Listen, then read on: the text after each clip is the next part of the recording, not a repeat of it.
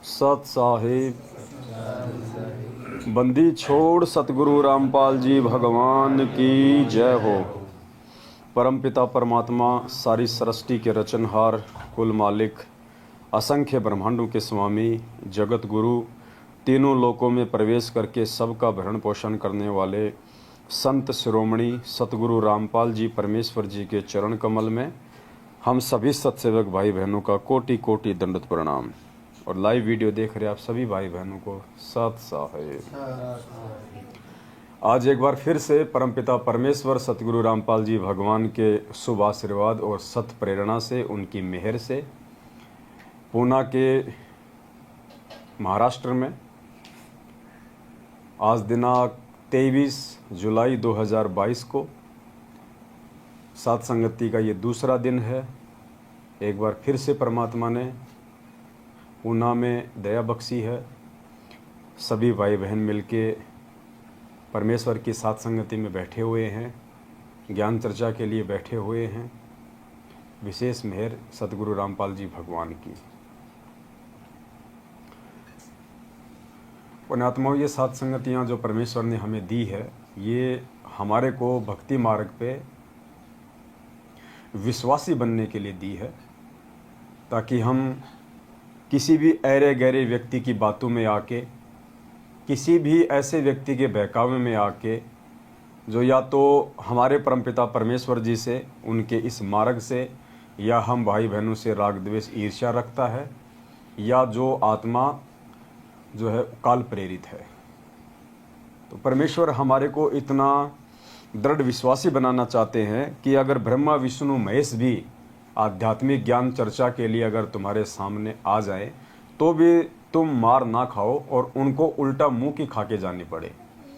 इतने विश्वासी परमात्मा हमें इस ज्ञान को लेके जो है बनाना चाहते हैं। अब ये आप और हमारे ऊपर निर्भर करता है कि हम कितना विश्वासी बनना चाहेंगे और कितना नहीं बनना चाहेंगे। भगत समाज के विषय में परमात्मा ने बताया कि भगत समाज शुरू से ही बेचारा भोला होता है और उसके भोलेपन का फ़ायदा हमेशा से उन विद्वान लोगों ने उठाया है जो थोड़े बहुत अक्षर ज्ञान युक्त हुआ करते थे। जैसे पहले के समय में अक्षर ज्ञान हर किसी को नहीं होता था, ना किसी को पढ़ाई लिखाई का अधिकार होता था, एक दो जाति वालों को छोड़ के। तो जो लोग अक्षर ज्ञान युक्त थे उन्होंने सदा नीचे तमगे वाले लोगों का फ़ायदा उठाया, उनका शोषण किया। तो परमेश्वर ने बताया कि पुण्यात्माओं, 4 युगों से तुम लोग केवल शोषण का शिकार होते आए हो। ये चौथा युग मैंने जो तुम्हें दिया है भक्ति के लिए, तुम सबको मैंने अक्षर ज्ञान से युक्त कर दिया है। अब ये जो चौथा युग है, विशेषकर बिचली पीढ़ी का समय, ये परमात्मा ने भक्तों का समय बताया है। इस समय सब लोग परमात्मा को पहचानेंगे, सब लोगों को परमेश्वर की जानकारी होगी, सभी अपना आत्म कल्याण करवाएंगे। अब इस आत्म कल्याण के मार्ग में काल भी कोई कमी, कोई कसर नहीं छोड़ेगा जीव आत्माओं को भ्रमित करने की। और काल की एक दूसरी चाल परमात्मा ने बताई कि काल केवल अपने लोगों के बीच में आके ही हमारे को भ्रमित करने का कुप्रयास करेगा। तो हमने बहुत ही सावधान रहना है। कोई भी व्यक्ति किसी भी प्रकार से यदि हमारे अंदर शंका पैदा करने का प्रयास करे, चाहे वो जगत वाला हो, चाहे रिश्तेदार हो, चाहे हमारे भगत भाई बहन हो। जगत वाले तो केवल देवी देवताओं को लेके ही हमारे को भ्रमित करेंगे कि तूने वो छोड़ दिया, तूने बालाजी पूजना छोड़ दिया, तूने वो देवी देवता छोड़ दिए, तेरे साथ ये हो जाएगा, वो हो जाएगा, तू नास्तिक बन गया, तू मुसलमान बन गया, तूने हिंदू धर्म छोड़ दिया। वो तो इस प्रकार के हमारे को जो है ताने देंगे। और जो हमारे भाई बहन होंगे, हमारे भाई बहनों को लगेगा कि ये हमारे से कुछ ज़्यादा ऊपर बढ़ रहा है, इसका जो वर्चस्व है, इसकी जो जान पहचान है, वो संगत में थोड़ी ज़्यादा ऊंची बढ़ रही है, तो वो हमारी जो है टांग खींचना शुरू करेंगे उल्टी सीधी बातें करके। तो आज मालिक ने सैकड़ों की संख्या में अपने सत्सेवक बच्चों पे, सत्संग तो वैसे हजारों की संख्या में है, लाखों की संख्या में है, लेकिन एक दूसरे भाई बहनों को समझाने की जो दया परमात्मा ने बख्शी है, वो केवल चंद सत्सेवकों के ही ऊपर है। तो जब वो भाई बहन अपनी सेवा समझते हुए अपने अन्य भाई बहनों को समझाने का प्रयास करते हैं, तो जो लोग इस सेवा के काबिल नहीं हैं, जो लोग साथ संगतियों के काबिल नहीं हैं, जो लोग एक दूसरे भाई बहनों को ज्ञान आधार से समझाने के योग्य नहीं हैं, वो फिर क्या करेंगे? राग द्वेष और ईर्ष्या से ग्रस्त होकर टांग खींचना शुरू करेंगे। तो बहुत सारे भगत भाई बहन जब हम साथ संगतियों में बैठते हैं, परमात्मा की चर्चा करते हैं, अच्छी अच्छी बातें करते हैं, गुरुदेव के सत्संगों को आधार बना के, तो वो ये कहते हैं कि वो तुम्हारा गुरु बन गया, वो तुम्हारा गुरु बन गया, वो अपने आप में ज़्यादा विद्वान हो गया, अपने आप में ज़्यादा शाना हो गया, तुम ज़्यादा ज्ञानी हो गए। तो भाई परमात्मा हमारे को विद्वान ही बनाने के लिए आए हैं, हमारे को ज्ञानी ही बनाने के लिए आए हैं, क्योंकि 4 युगों से हम लोग धोखा खाते आ रहे हैं, ज्ञानी ना बन पाने के चलते, विद्वान ना बन पाने के चलते। तो अब की बार हम आप लोगों की इन उल्टी सीधी बातों में नहीं आने वाले हैं। अब की बार तो परमेश्वर ने यदि हमारे को विद्वान बनाने का बीड़ा उठाया है, तो हम भी भाई विद्वान बनने के लिए बिल्कुल तैयार हैं। और अब की बार आप लोगों की छोटी छोटी बातों में, आप लोगों के बहकाव में हम नहीं आने वाले हैं। हमने केवल परमात्मा प्रसन्न करना है, और परमात्मा प्रसन्न होगा भक्ति मार्ग पे ज्ञान को आधार बना के दृढ़ता के साथ में आगे बढ़ने से।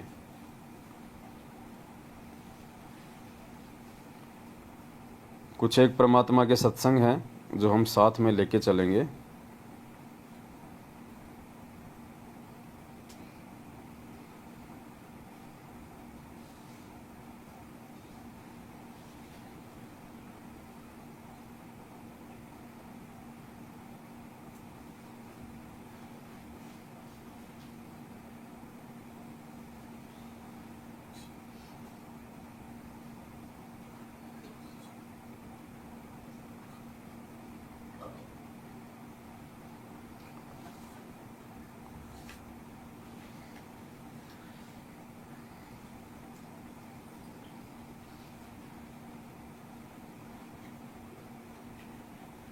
भूल जाता हूँ मैं वीडियो कहाँ रखे हैं, लिख के भूल जाता हूँ किस नाम से सेव कर रखे थे। तो कहने का मतलब है परमात्मा जिस मकसद से यहाँ पे आते हैं, परमात्मा उस मकसद को पूरा करवाने के लिए हमारे को विद्वान बनाना चाहते हैं, हमारे को ज्ञानी बनाना चाहते हैं, ताकि हम धोखा ना खा जाएं।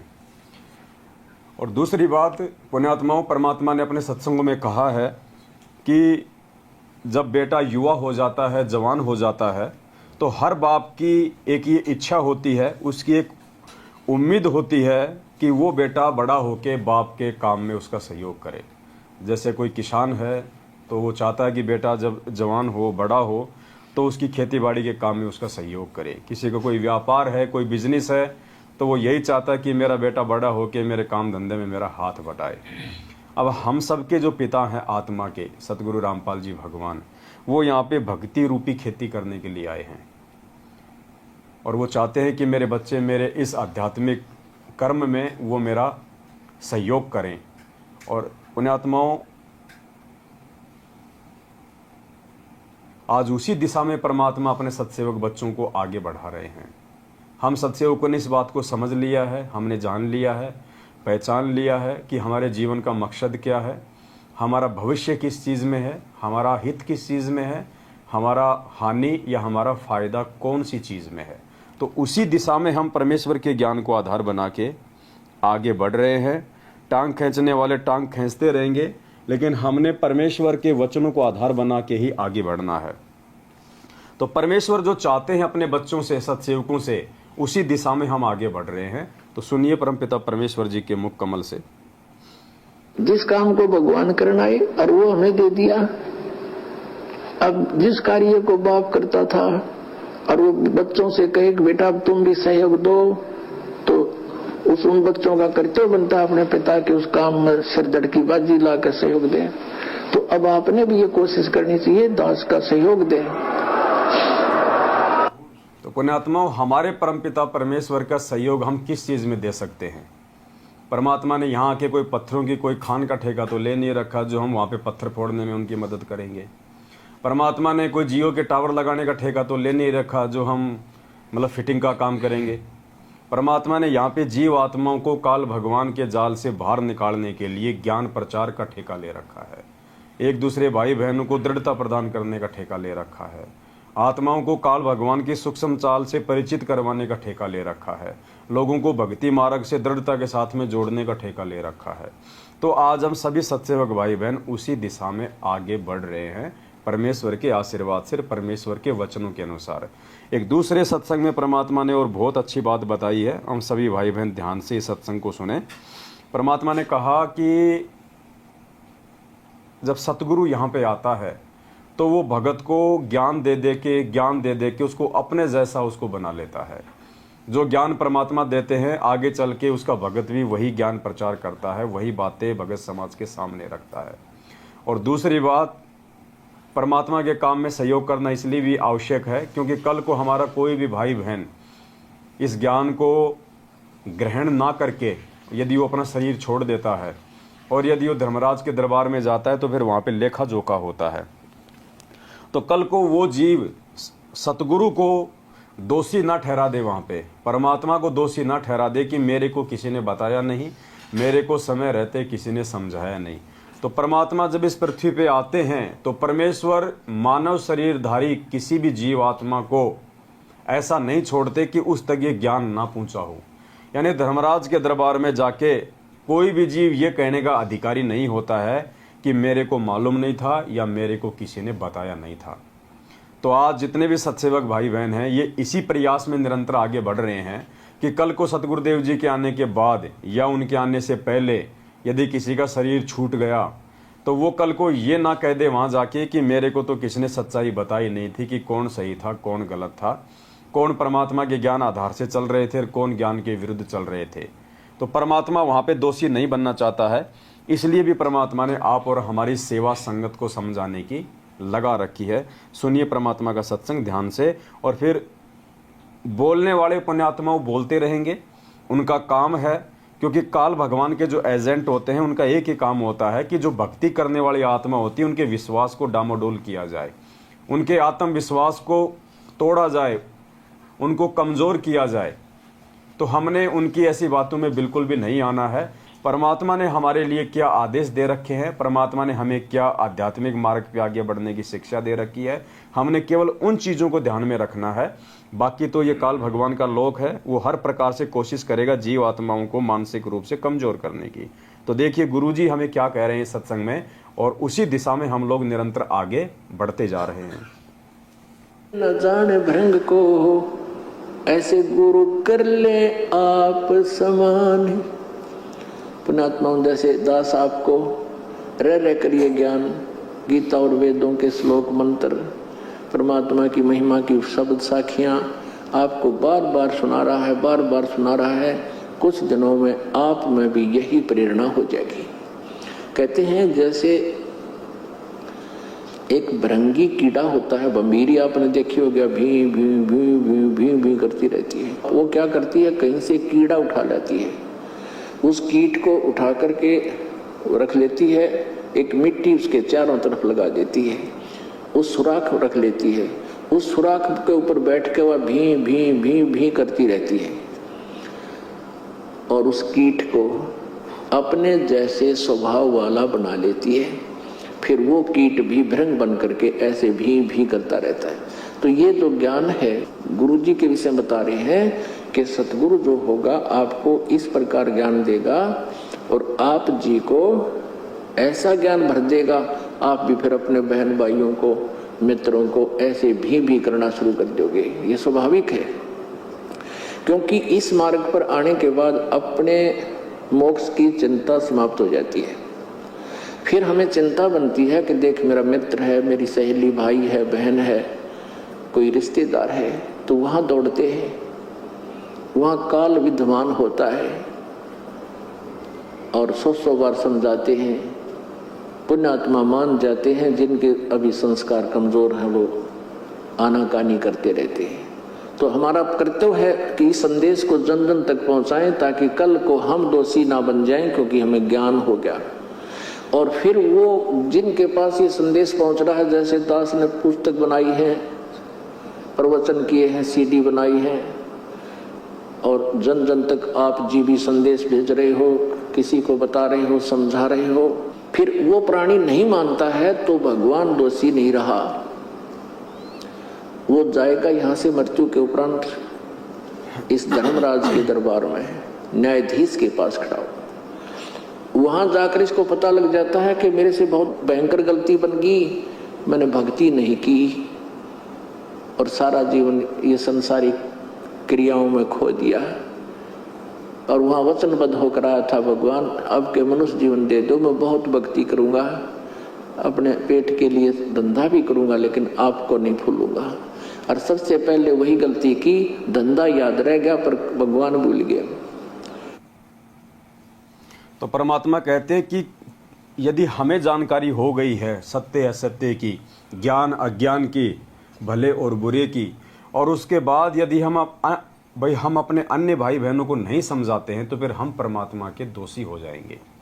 तो हमें इस बरवाला कांड का जो षड्यंत्र है इसकी हमें पूरी जानकारी हो गई है, और वर्तमान में परमेश्वर ने जो ज्ञान दिया है 27 वर्षों से, वो भी परमात्मा ने सद्बुद्धि देके हमें समझा दिया है। इसलिए हमारी जिम्मेदारी बनती है कि हमारे जो अन्य भाई बहन हैं जो अभी इस स्तर पे नहीं पहुँचे हैं और जो काल भगवान के एजेंटों के झांसे में हैं, तो हमारा ये परम कर्तव्य बनता है कि हम उन भाई बहनों तक संदेशा पहुंचाएं ताकि वो अपनी मर्यादाओं को बचाएं, उन काल प्रेरित लोगों का साथ छोड़ें और अपनी भक्ति में आगे बढ़ें, परमात्मा को जो है वो प्रसन्न करें। तो ये हमारी जिम्मेदारी बनती है और इस जिम्मेदारी को ना निभा के हम परमात्मा के दोषी नहीं बनना चाहते हैं।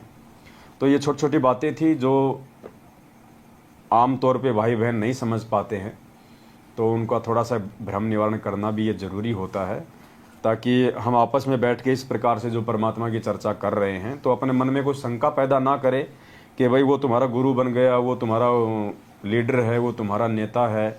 ये कोई राजनीतिक पार्टी नहीं है, ये आध्यात्मिक मार्ग है परमात्मा का। और परमात्मा कहते हैं कि गुरु से ज्ञान होने के बाद में, और ये ज्ञान भी ऐसा ज्ञान है जो पूरी दुनिया में नहीं है, आज से पहले ना ये ज्ञान किसी ने दिया ना कोई जानता था। परमात्मा ने आके ये ज्ञान दिया है आज 8 सितंबर 1951 को धरती पे प्रकट होके। तो ये ज्ञान पुण्यात्मा या तो वो परमात्मा जानता है या परमात्मा से इस ज्ञान को जो प्राप्त उसके बच्चे हैं वो जान सकते हैं, वो बता सकते हैं। तो आज हमारे पूज्य गुरुदेव जी हिसार जेल में बैठे हुए हैं, उनकी गैर हाजिरी में उनके बच्चों को जो काल भगवान के जाल में फंसाया जा रहा है, उनकी मर्यादा तोड़वा के काल भगवान के बाड़े में भेजा जा रहा है। तो फिर ये हम जैसे भाई बहनों के सत्सेवकों की ये जिम्मेदारी बन जाती है कि हम अपने भाई बहनों को हर संभव कोशिश करके उन तक हम ये ज्ञान पहुंचाएं, जानकारियां पहुंचाएं, ताकि वो उधर से निकलें, साथ संगति से जुड़े, इस सत्य के मार्ग से वो जुड़े। तो ये मन में छोटी छोटी जो खरपतवार है, काल भगवान बीच बीच में कुछ काल प्रेरित लोगों के अंदर प्रेरणा करके संगत में पैदा करवाता रहता है, तो हम उनकी बातों में ना आए, हम उनके झांसे में ना आए, और हम विश्वास और दृढ़ता के साथ में कि परमात्मा ने हमारे कोई अनमोल सेवा बख्शी है, और ये सेवा जो आज हम सत्सेवा कर रहे हैं ये युगों युगों बाद परमात्मा अपनी किसी आत्मा की झोली में डालता है। हर किसी के बस की बात नहीं है सतगुरु रामपाल जी भगवान के मार्ग में, उनके मिशन में उनका सहयोग देना।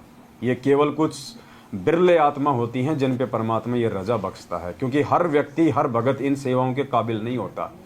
परमात्मा कहते हैं गुरु पद सेव बिरला कोई, जहाँ पर कृपा साहिब की होई। तो गुरु जी की जो पद्धति है, गुरु जी का जो मार्ग है, जो मिशन है, उसको कोई बिरला भगत ही जान सकता है, पहचान सकता है। तो पुण्यात्माओं, उन बिरले भक्तों की सूची में हम सत्सेवकों को परमात्मा ने लाके खड़ा किया है।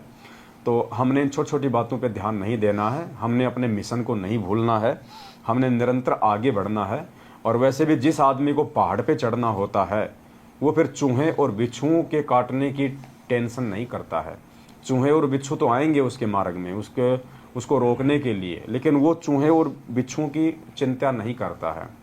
तो कुछ एक हमारी संगत वाले ही काल प्रेरित भाई बहन अपनी जो छोटी मोटी अटपट जो फेसबुक पे, व्हाट्सएप पे कमेंट्स वगैरह के माध्यम से, मैसेज वगैरह के माध्यम से जो करते रहते हैं, जो हमारा मनोबल कमज़ोर करने का जो कुप्रयास करने की कोशिश में रहते हैं, हमने ऐसे लोगों से भी सावधान रहना है। और किसी भी अरे गहरे व्यक्ति के कुछ भी बोलने से, कुछ भी कहने से हमने अपने मकसद से पीछे नहीं हटना है। सब परमात्मा हमारे साथ में है, परमात्मा की दया से ही ये सात संगतियाँ हो रही है। परमात्मा की रजा से ही हम इतनी दूर दूर से आते हैं और परमात्मा की विशेष मेहर से हम उनके द्वारा दिए गए ज्ञान के ऊपर विवेचन करते हैं, विचार विमर्श करते हैं। अन्यथा पुण्यात्मा, ये जीव के बस की बात नहीं है कि परमेश्वर के द्वारा दिए गए ज्ञान पे भी वो चर्चा कर सके, क्योंकि ये चर्चा करने के लिए भी बहुत कुछ चीज़ों की आवश्यकता होती है। अगर आपके मुख से कोई भी बात इधर उधर की निकल गई और वो चीज़ रिकॉर्ड हो जाती है और आपके द्वारा यदि कोई उल्टा विचार दे दिया गया, ज्ञान विरुद्ध विचार दे दिया गया और उस विचार को यदि किसी आत्मा ने भोलेपन में फॉलो कर लिया, तो आप कितने बड़े जो है आप दोषी हो जाओगे परमात्मा के। तो यहाँ पे एक एक शब्द सदगुरु रामपाल जी भगवान की इच्छा से और उनकी मेहर से निकलता है, वरना मुझ पवन दास की इस 2 कौड़ी के जीव की कोई औकात नहीं है कि मैं परमात्मा के द्वारा बताए गए ज्ञान के ऊपर भी कोई डिस्कस करके आप लोगों को बता सकूं, समझा सकूं। ये गुरुदेव की मेहर है जो दास भाई बहनों के बीच में बैठ के ये ज्ञान चर्चा कर रहा है। अन्यथा इस ज्ञान के ऊपर चर्चा तो ब्रह्मा विष्णु महेश काल और दुर्गा भी नहीं कर सकते, इतना ज्ञान देने के बाद भी। जबकि यहाँ तो परमेश्वर के सत्संगों का निष्कर्ष निकाला जा रहा है। जो बातें परमात्मा ने अभी तक अपने सत्संगों में नहीं बताई, उन बातों को आज उनके इन वचनों को आधार बना के वही परमात्मा हम जैसे 2 कौड़ी के जीवों के मुख से निकलवा रहे हैं। तो ये परमेश्वर की विशेष मेहर है और इस मेहर के काबिल कोई विशेष आत्माएं होती हैं। ऐरी गहरी आत्मा सात संगतियों में नहीं आ सकती, नहीं जुड़ सकती। और यदि ऐरा गहरा व्यक्ति कोई अपने आप में शाना बन के सात संगति में आ भी गया, जुड़ भी गया, तो पुण्यात्मा ज़्यादा दिन वो नहीं टिक पाएगा, क्योंकि सुअर की आदत होती है जब तक उसको गंध खाने को ना मिले वो नहीं टिक पाएगा। आप सुअर को 5 स्टार होटल में बैठा दो, रोगे सामने लड्डू जलेबी रसगुल्ले रख दो, उसको रास नहीं आएगी, वो चीज़ बिल्कुल रास नहीं आएगी। वो दौड़ेगा इधर उधर, कहीं कोई कचरा कहीं कोई विष्टा पड़ा होगा वहीं जाके मुंह मारेगा। तो यदि भूला भटका कोई अगर आ भी गया यहाँ पे जो सात संगतियों के लिए अधिकारी नहीं है, तो उसको सत्सेवक समझने की गलती ना करें। वो 2 दिन 4 दिन, महीना 2 महीना, साल 1.5 साल में वापस भाग जाएगा, क्योंकि ये बगुले की खुराक नहीं है। सात संगति हंसों की खुराक है। यहाँ पे मोती बरसते हैं, यहाँ पे मेंढक और घोंगे नहीं मारे जाते, बगुलों की खुराक नहीं है यहाँ पे। तो कहने का मतलब है हम भाई बहन बहुत ज़्यादा सावधान होके, क्योंकि जो जो समय आगे बढ़ेगा काल भगवान अपना चक्कर उतना ही तेज करेगा आत्माओं का मनोबल तोड़ने के लिए। तो हम भाई बहनों ने बहुत ही सोच समझ के एक एक कदम भक्ति मार्ग पे सोच विचार के रखना है। और परमात्मा जिस प्रकार से हमारे को एक भगत बनाना चाहते हैं, पुण्यात्मा, हमने खुद भगत बनने की प्रक्रिया में आगे बढ़ना पड़ेगा। हम ये ना सोचें कि सामने वाला व्यक्ति ही अपने जीवन में परिवर्तन लेके आए।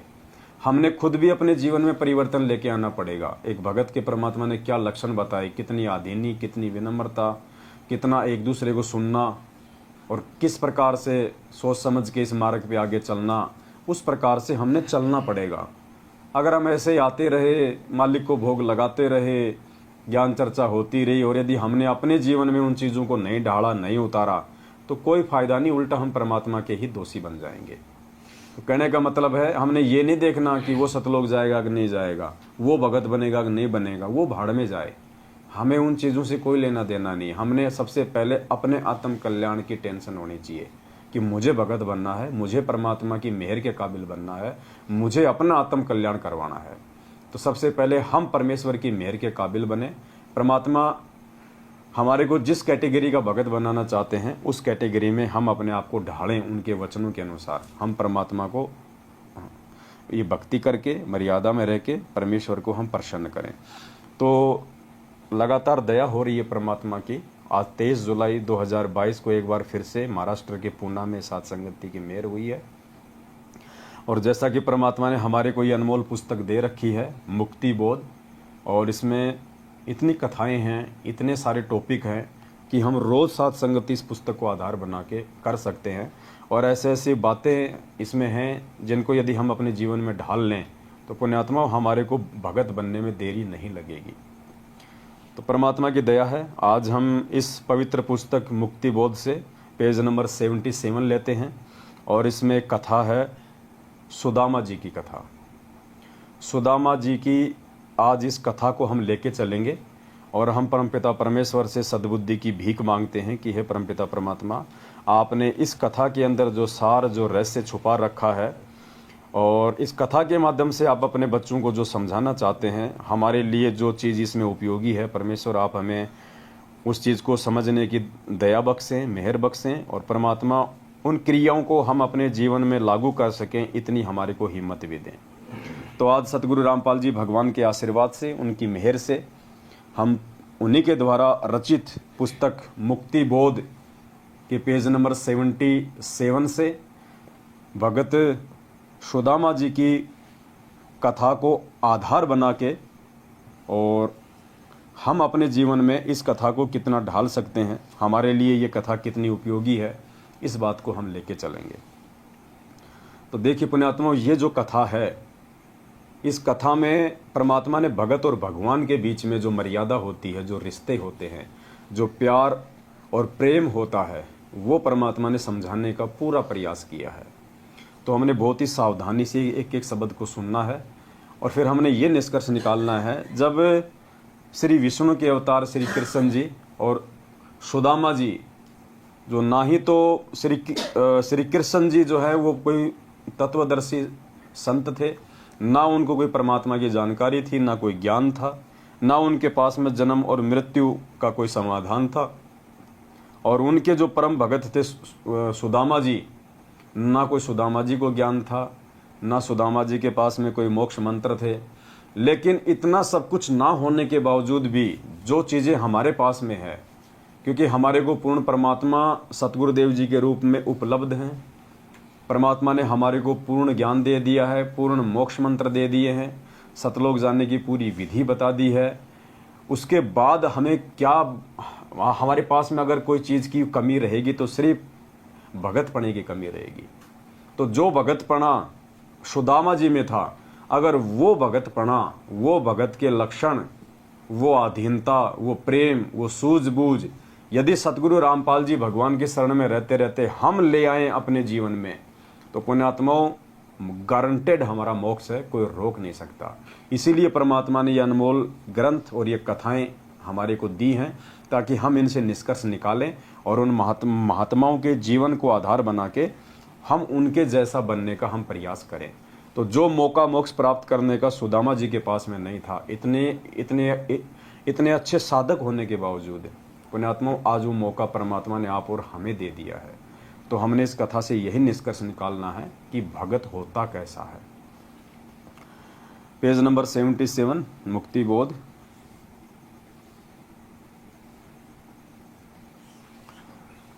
श्री कृष्ण जी तथा ब्राह्मण सुदामा जी सहपाठी क्लास फेलो थे। शिक्षा काल में दोनों की घनिष्ठ मित्रता थी। शिक्षा उपरांत श्री कृष्ण जी द्वारिका के राजा बने। सुदामा जी अपना पारंपरिक कार्य कर्मकांड करके यजमानी करने लगे।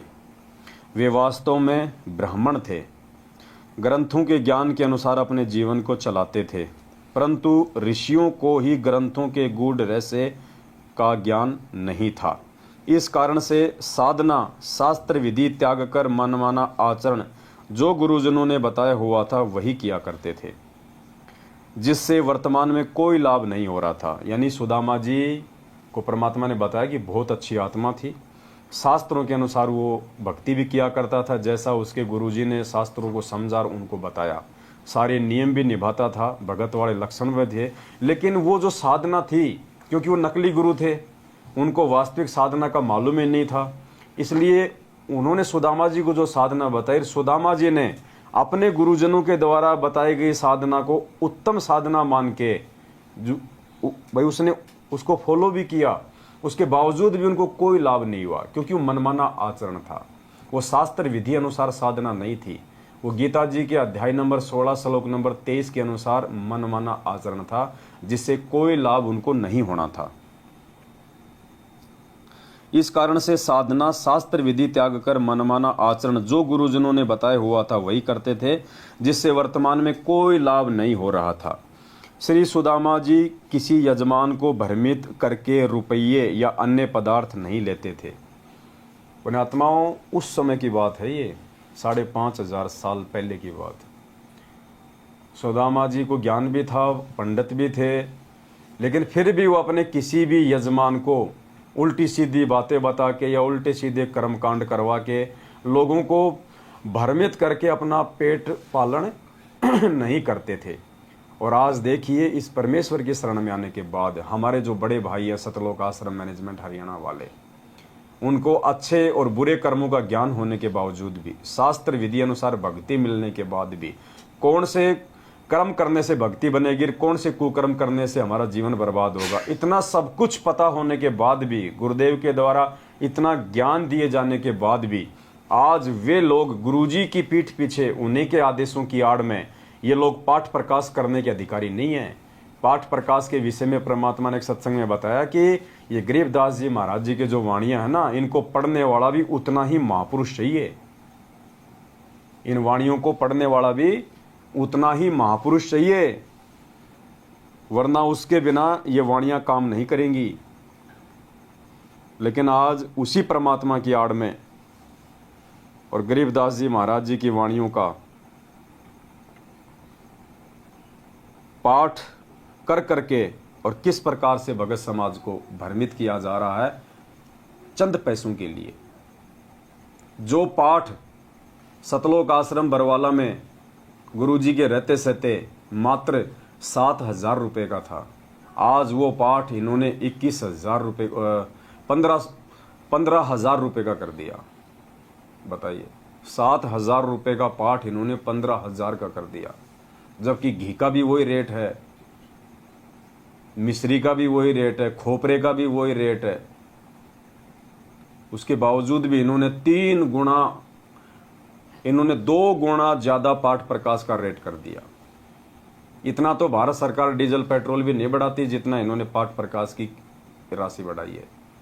पुण्यात्माओं, ये धंधा, परमात्मा कहते हैं फूटी ज्ञान विवेक की, अंधा है जगदीश, चंपाकली को 500 और मनी राम को 30।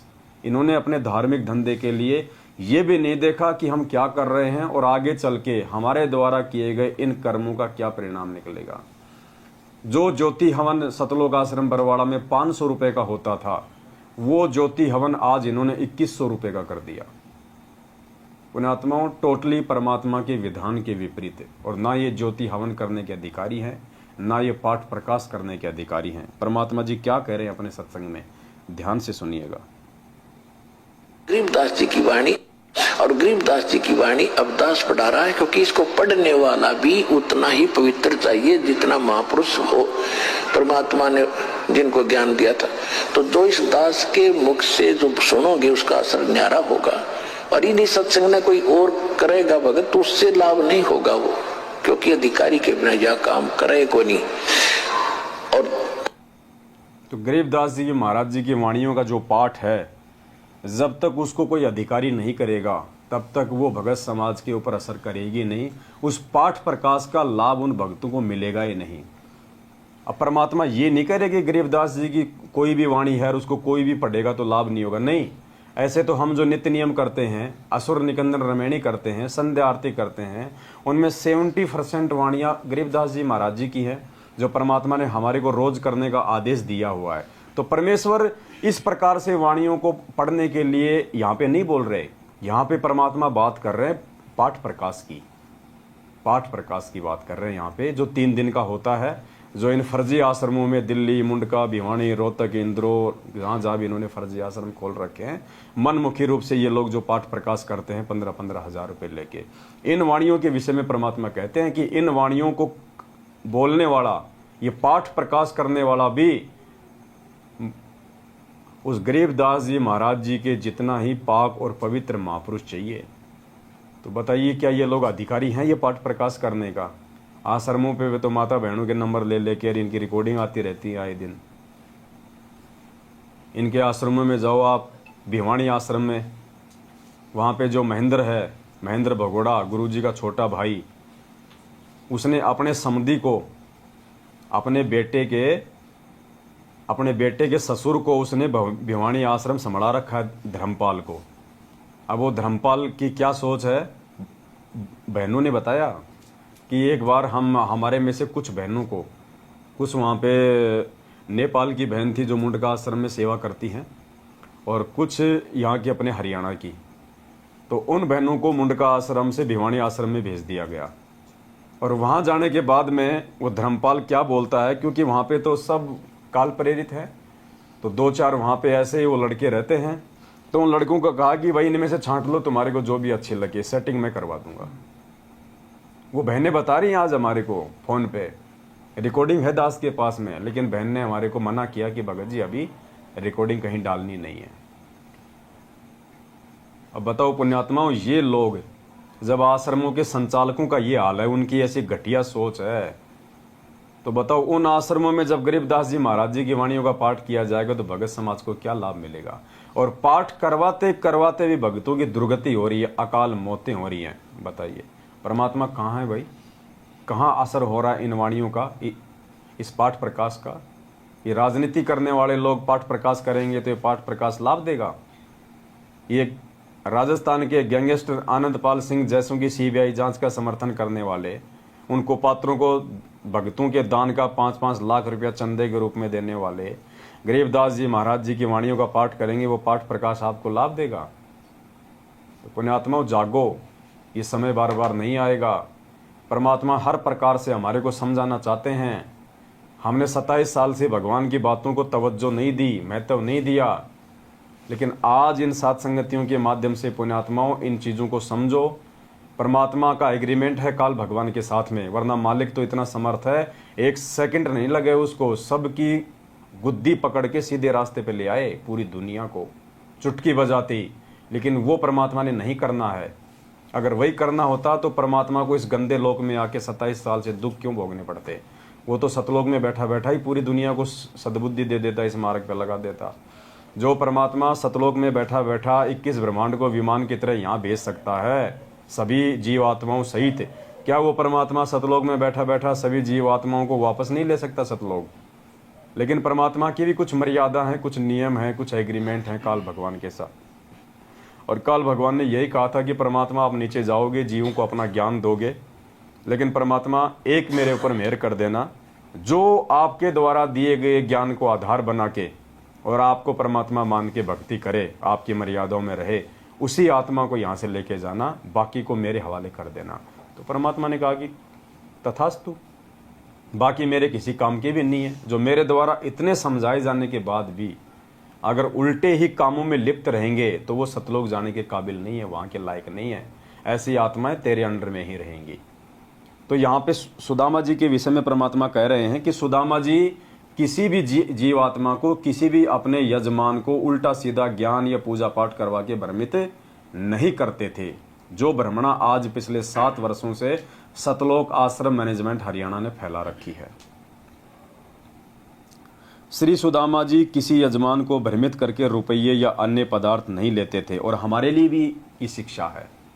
हम जितने भी भाई बहनें जो सतगुरु रामपाल जी भगवान के बच्चे हैं, उनके भगत हैं, चाहे सत्सेवक हैं, हमारे को भी पुण्यात्मा अपने जीवन में इसी प्रकार से रहना है। चाहे हमारे को काम धंधे में नुकसान हो, चाहे लाभ हो, चाहे घर में हानि हो, चाहे बरकत हो, हमने अपने स्वार्थों को कभी भी सामने नहीं रखना है, बिल्कुल समाप्त कर देना है। हमने परमात्मा के भरोसे रख के चलना है। हम जिस भी व्यापार में हैं, जिस भी काम धंधे में हैं, जिसके यहाँ भी नौकरी करते हैं, चाहे लाखों रुपया हमारे सामने क्यों ना पड़ा हो, हमने 1 रुपया नहीं उठाना उसमें से। किसी भी प्रकार से उस मालिक के साथ में, उस व्यापार से हमने कोई चीटिंग नहीं करनी, कोई दगाबाजी नहीं करनी, झूठ छल कपट का सारा नहीं लेना हमने, वरना परमात्मा उसी समय हमसे दूर हो जाएगा। उसी समय मर्यादा में रह के भक्ति करते करते भी यदि भगत के ऊपर कोई आपत्ति आती है तो पुण्यात्मा उसी समय दिमाग दौड़ा लेना, ये बात को गांठ बांध लेना। अगर मर्यादा में रहते रहते भी भगत के ऊपर कोई दिक्कत आ रही है तो वो परीक्षा है। परमात्मा चेक करना चाहता है हमारे को कि ये हीरा मेरा जो है कितना पक्का है या इसमें कितनी कमजोरी है, क्योंकि संकट में ही भगत की परीक्षा होगी, तकलीफों में ही भगत की परीक्षा होगी। लोहे का जब कोई औजार लोहार बनाता है, उससे पहले उसको आग में जलाता है, उसको लाल कर देता है, फिर उसके चोट मारता है। उसके बिना उसका वो औजार नहीं बनाया जा सकता जो लोहार बनाना चाहता है। तो हम भाई बहनों के ऊपर भी अगर छोटी मोटी कोई समस्या, कोई दुख तकलीफ आ जाती है भक्ति करते करते भी, तो हमारे को ये विश्वास होना चाहिए कि परमात्मा मेरे साथ में है और जरूर मेरा गुरुदेव, मेरा परमात्मा, मेरा भगवान मेरी परीक्षा ले रहा है कि मैं कितना उनको समझ पाया, कितने उनको ज्ञान को समझ पाया हूँ। मान लीजिए किसी के ऊपर कोई आर्थिक समस्या है, कोई पैसे की समस्या है, बच्चों की फीस नहीं भर पा रहा, मकान का किराया नहीं भर पा रहा, गाड़ी की वो किस्त नहीं भर पा रहा, तो उस समय उसकी वो परीक्षा है परमात्मा की तरफ से। अब इसमें एक चीज और होगी, ध्यान देना इस बात को। ऐसे समय में जब आपके ऊपर कोई आर्थिक संकट आएगा या वैसे कोई प्रॉब्लम आएगी या कोई शारीरिक कोई प्रॉब्लम है, तो बराबर में वो परमात्मा आपको 2-3 ऑप्शन भी देगा। अगर आपके ऊपर आर्थिक समस्या आ रही है तो किसी ऐसे व्यक्ति के द्वारा आपको ये प्रलोभन दिलवाया जाएगा कि यार वो शराब की गाड़ी है, बस कुछ नहीं, रात को वहां से वहां उसको ठिकाने लगानी है, 3,000 रुपये एक रात में। अच्छा, हाँ, अरे कुछ नहीं यार, वो छोटा सा काम है, बस वो शराब की पेटी वहां से वहां करनी है, बस 24 घंटे कमाएगा उतना तो 1 घंटे में मिल जाता है वहां। तो परमात्मा हमारे को बराबर में ऑप्शन भी देगा। एक तरफ वही परमात्मा हमारे को वो संकट दे के चोट मार रहा है, दूसरी तरफ वही परमात्मा हमारी और परीक्षा लेने के लिए ऐसे ऑप्शन भी रख देगा कि देखता हूं मेरा भगत मेरे ज्ञान को साइड में रख के और इन छोटी मोटी तकलीफों से दुखी होके ये काल भगवान वाला रास्ता अपनाता है, या मेरे ऊपर दृढ़ विश्वास करके मेरे ही रास्ते पे मेरे ऊपर विश्वास करके टिका रहता है। और जो टिका रहेगा उसकी तो परमात्मा बाद में कुछ दिनों बाद में उसकी बल्ले बल्ले कर देगा। और जो उस परमात्मा के मार्ग को त्याग के, उस परमात्मा की मर्यादाओं को तोड़ के अपने गुरुदेव के ऊपर अविश्वास प्रकट करके यदि वो घटिया और ओछे हथकंडों को अपना लेता है, तो पुण्यात्मा हो सकता है कुछ दिन तक उसका काम अच्छा चले, उसके घर में अनाप शनाप माया भी आ जाए, पैसा भी आ जाए, लेकिन आगे चल के उसकी जो दुर्गति होगी वो देखने लायक होगी। तो यदि हम मर्यादा में हैं, भक्ति कर रहे हैं, और ऐसे में यदि छोटी मोटी तकलीफ या परेशानी हमारे ऊपर आ रही है, तो ये भगवान की मेहर समझना कि परमात्मा तेरी परीक्षा ले रहा है। और परमात्मा किसी की परीक्षा लेगा, इसका मतलब गुरु जी की नजर उस भगत पे है। तो ये भी समझना कि वो असंख्य ब्रह्मांडों का मालिक और मुझ 2 कौड़ी के जीव पे अपनी नजर बनाए हुए है, और भगवान जिस पे अपनी नजर बना दे फिर वो कौन क्या बिगाड़ लेगा उसको। यहां तो सिर्फ थोड़े से विश्वास की जरूरत है, फिर थोड़े से धैर्य की जरूरत है। शील, संतोष, विवेक, दया, अक्षमा, ये 5 गुण परमात्मा 16 श्रृंगार से पहले परमात्मा ये 5 गुण हमारे को देगा। और ये 5 गुण परमात्मा देगा तो फिर उनकी परीक्षा भी लेगा। अब टीचर भले बच्चे को LKG में या प्रे में A for Apple, B for ball सिखाता है, फिर वो उसकी परीक्षा भी लेता है, टेस्ट भी लेता है। A लिख देगा, फिर A फॉर आगे छोड़ देगा डॉट डॉट डॉट, देखिए बच्चा क्या लिखेगा, A फॉर एप्पल लिखता है या फिर A फॉर बफेलो लिखता है। तो वो परीक्षा भी लेगा फिर साथ साथ में उस बच्चे की। तो इसी प्रकार ये परमात्मा हमारा टीचर है आध्यात्मिक, और परमात्मा जिस हमें जैसे जैसे ज्ञान देते जाएंगे वैसे वैसे परमात्मा हमारे अंदर मजबूती पैदा करने के लिए हमारी परीक्षा भी लेते जाएंगे कि इनमें थोड़े बहुत वो गुण विकसित हुए हैं या नहीं हुए हैं। तो पुण्यात्माओं, ऐसे समय में हमने बहुत ही सावधान रहना है और गुरुदेव के ज्ञान को आधार बना के गुरुदेव पे विश्वास करके हमने उन परिस्थितियों का सामना करना है। हमने झुकना नहीं है, टूटना नहीं है उन परिस्थितियों से। यदि टूट जाएंगे सदा सदा के लिए, फिर हम परमात्मा के मिशन से बाहर हो जाएंगे। तो सुदामा जी की कथा से आज हमारे को ये भी सीखने को मिलेगा कि भगवान का दोस्त होने के बावजूद, 3 लोक के भगवान त्रिलोकीनाथ विष्णु अवतार श्री कृष्ण जी का सहपाठी, उनका क्लास फेलो होने के बावजूद और अपनी उम्र का 60% हिस्सा उन्होंने दारिद्रता में गुजार दिया, लेकिन कभी अपने भगवान से डिमांड नहीं करी। उन्होंने 1 रुपए की भी डिमांड नहीं करी, किसी भी सुख और लाभ की डिमांड नहीं करी। जबकि उसकी पत्नी उसको रोज कहा करती थी कि जाता क्यों नहीं, तेरा तो दोस्त है, तेरा तो दोस्त है, क्या तेरे को देगा नहीं, द्वारिका का राजा है। लेकिन पुण्यात्माओं, वो पंडित था, वो भगत था। और हम क्या कर रहे हैं आज, जुखाम हो जाए तो भी गुरुजी से प्रार्थना, भैंस दूध ना दे तो भी गुरुजी से प्रार्थना। हमारे को शर्म आ जानी चाहिए सुदामा जी की ये कथा सुनने के बाद में, और विचार करना पड़ेगा लास्ट में इस कथा के कि हम कहाँ खड़े हैं, हम भगत की श्रेणी में हैं या आम व्यक्ति की भी श्रेणी में है या नहीं है। ऐसे परमात्मा नहीं मिलेगा, ऐसे भगवान नहीं मिलेगा, ऐसे सतलोक नहीं मिलेगा। श्री सुदामा जी किसी यजमान को भ्रमित करके रुपये या अन्य पदार्थ नहीं लेते थे। केवल अपना व परिवार का भोजन तथा कपड़े यदि आवश्यकता हुई तो ही लेते थे। कुछ दिन कोई क्रियाक्रम करवाने वाला नहीं आया, भोजन की समस्या पूरे परिवार को हो गई। सुदामा देखो, यहां से सुदामा जी की परीक्षा हो गई शुरू। सुदामा जी अपनी आवश्यकता के अनुसार ही उनसे रोटी और कपड़ा वगैरह मांगा करते थे, और वो भी केवल उसी से जिसकी वो यजमानी किया करते थे, जिसके घर पे वो पूजा पाठ किया करते थे। एक समय सुदामा जी के जीवन में ऐसा आया कि कोई भी पूजा पाठ करवाने वाला नहीं आया। अब सुदामा जी के परिवार पे आर्थिक संकट आ गया, रोजी रोटी की समस्या आ गई। आप सुदामा जी को देख के ना चलें, वरना हम इस कथा को जिंदगी में नहीं समझ पाएंगे। वो सुदामा हम सभी भाई बहन अपने को समझें कि परमात्मा यहाँ पे सुदामा की जगह हमें रख रहे हैं।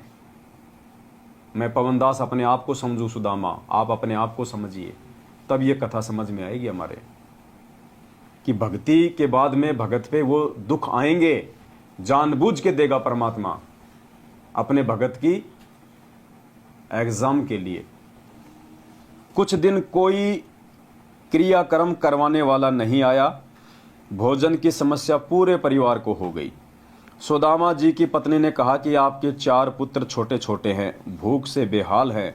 आप कहते हो कि द्वारिकाधीश श्री कृष्ण मेरे मित्र हैं, वे द्वारिका के राजा हैं, आप कुछ धन मांग लाओ। वे आपको मना नहीं करेंगे, क्योंकि आप कहते हो कि शिक्षा काल में वे आपके परम मित्र थे। वे आपके साथ घर आते थे और इकट्ठा खाना खाते थे। सुदामा जी ने कहा कि ब्राह्मण मांगता नहीं। अपने आत्मा भगवान से भी, सुदामा जी ने भगवान से भी कुछ नहीं मांगा। उसकी पत्नी के बोलने के बाद भी, और सुदामा को भी इस बात का पूरा विश्वास था कि अगर मैं श्री कृष्ण जी से कुछ मांगूंगा तो मुझे मना नहीं करेगा। उसके बाद भी उन्होंने कभी अपने मित्र से, अपने भगवान से किसी भी प्रकार की कोई डिमांड।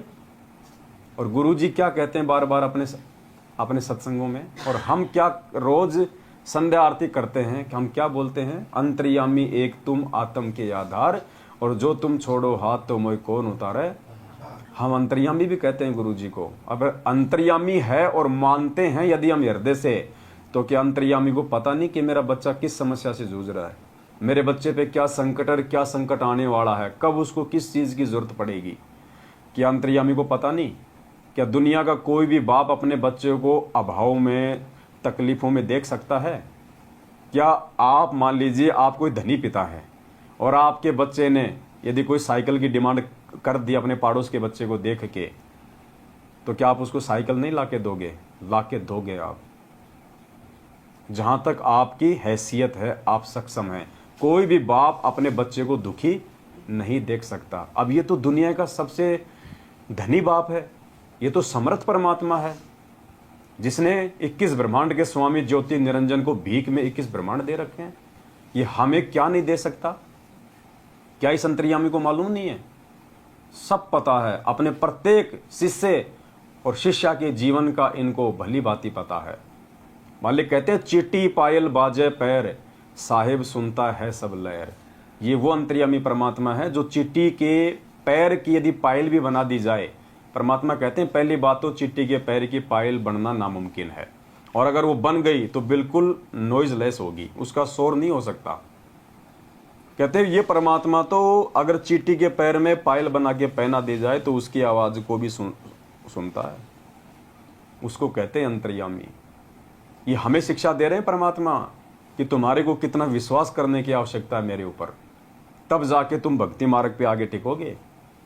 वरना कल को शरीर तुम यही मांगते रहोगे मेरे से, मिनट मिनट में छोटी सी समस्या आई नहीं, हे गुरुजी ये क्या हो गया, हे परमात्मा मैंने तो ज्योति भी करा दी, मैंने तो पाठ भी करवा दिया, मैं तो तारीखों पे भी जा रहा हूँ, मैंने तो 4 बार नाम भी शुद्ध करवा लिया, फिर भी मेरे साथ ऐसा क्यों हो रहा है? हमने कोई खरीद रखा क्या भगवान को? नाम लिया था जब हमने एग्रीमेंट किया था कि गुरुजी मेरे तो पैर में कांटा भी नहीं लगना चाहिए, एग्रीमेंट किया था क्या? ये हमारी कमजोरियां हैं। वास्तव में अंतर्यामी से मांगा नहीं जाता।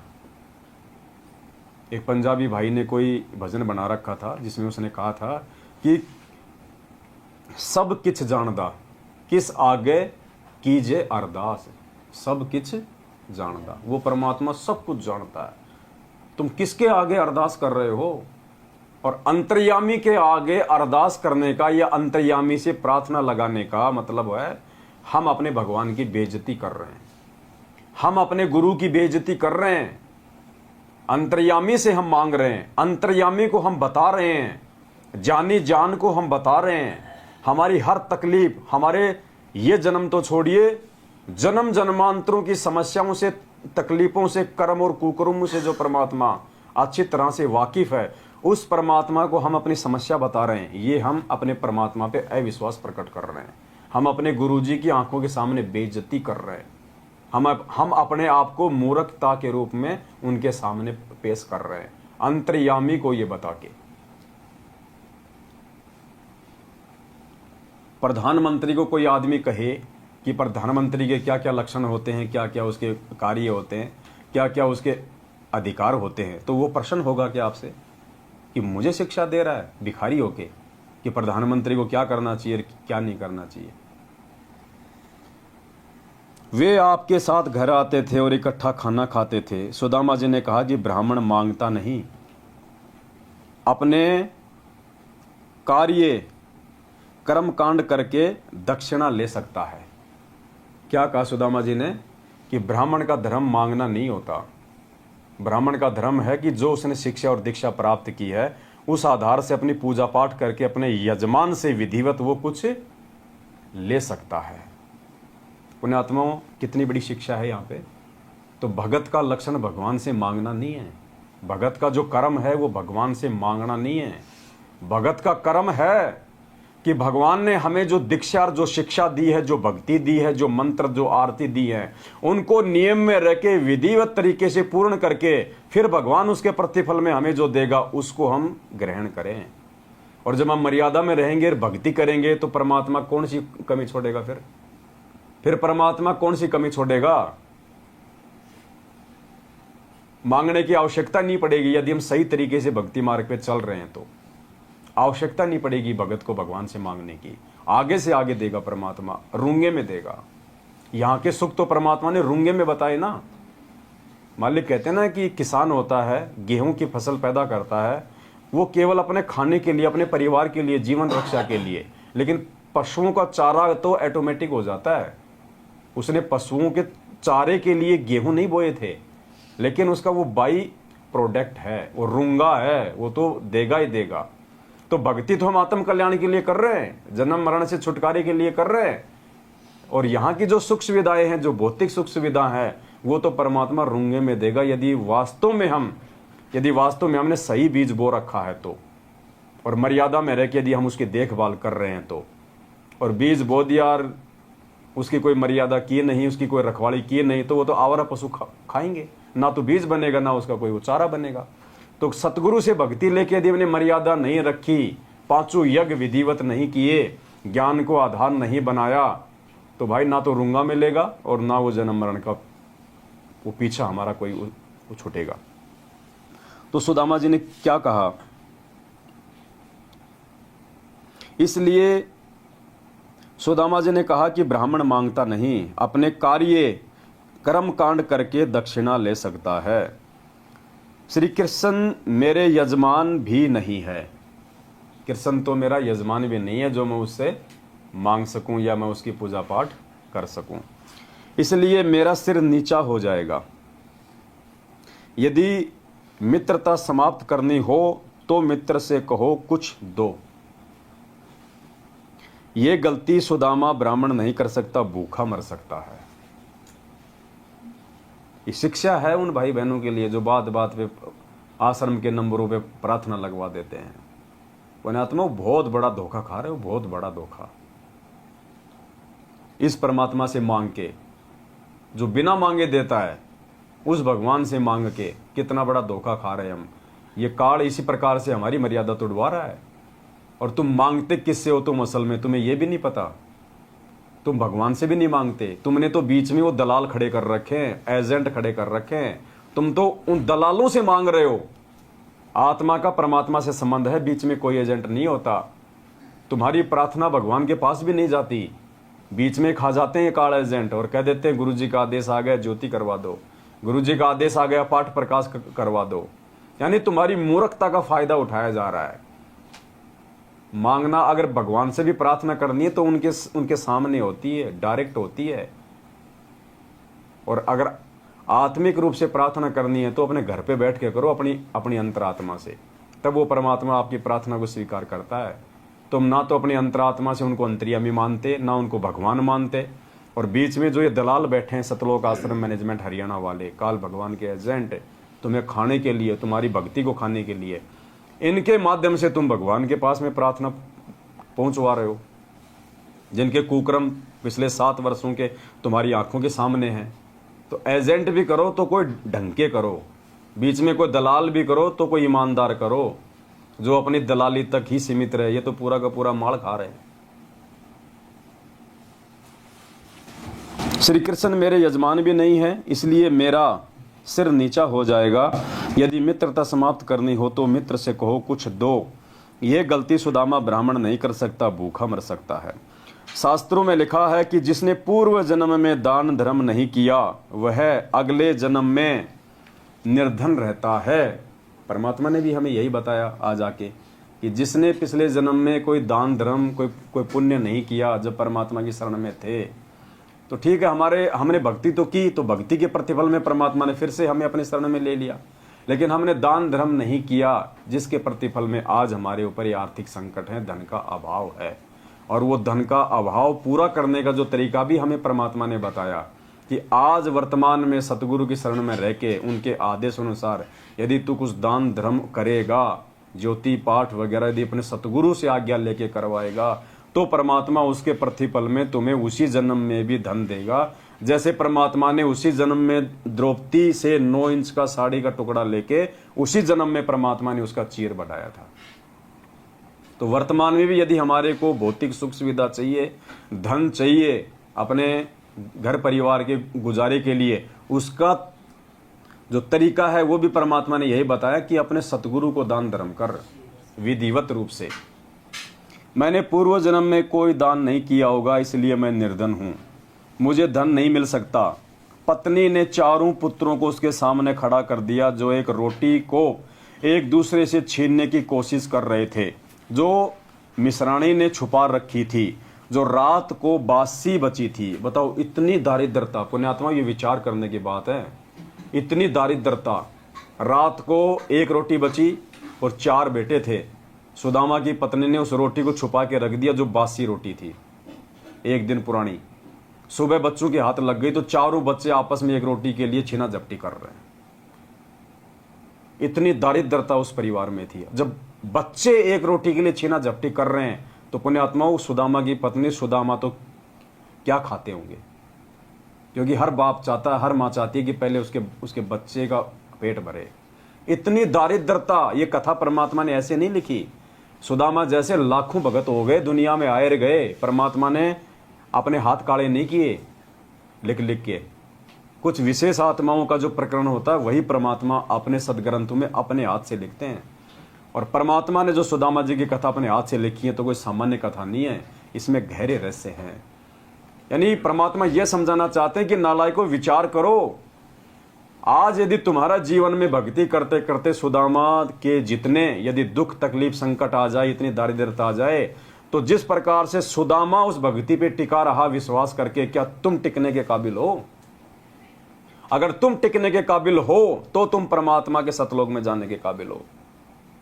इतना विश्वास हमारे को हमारे इष्ट पे, हमारे गुरुदेव पे चाहिए।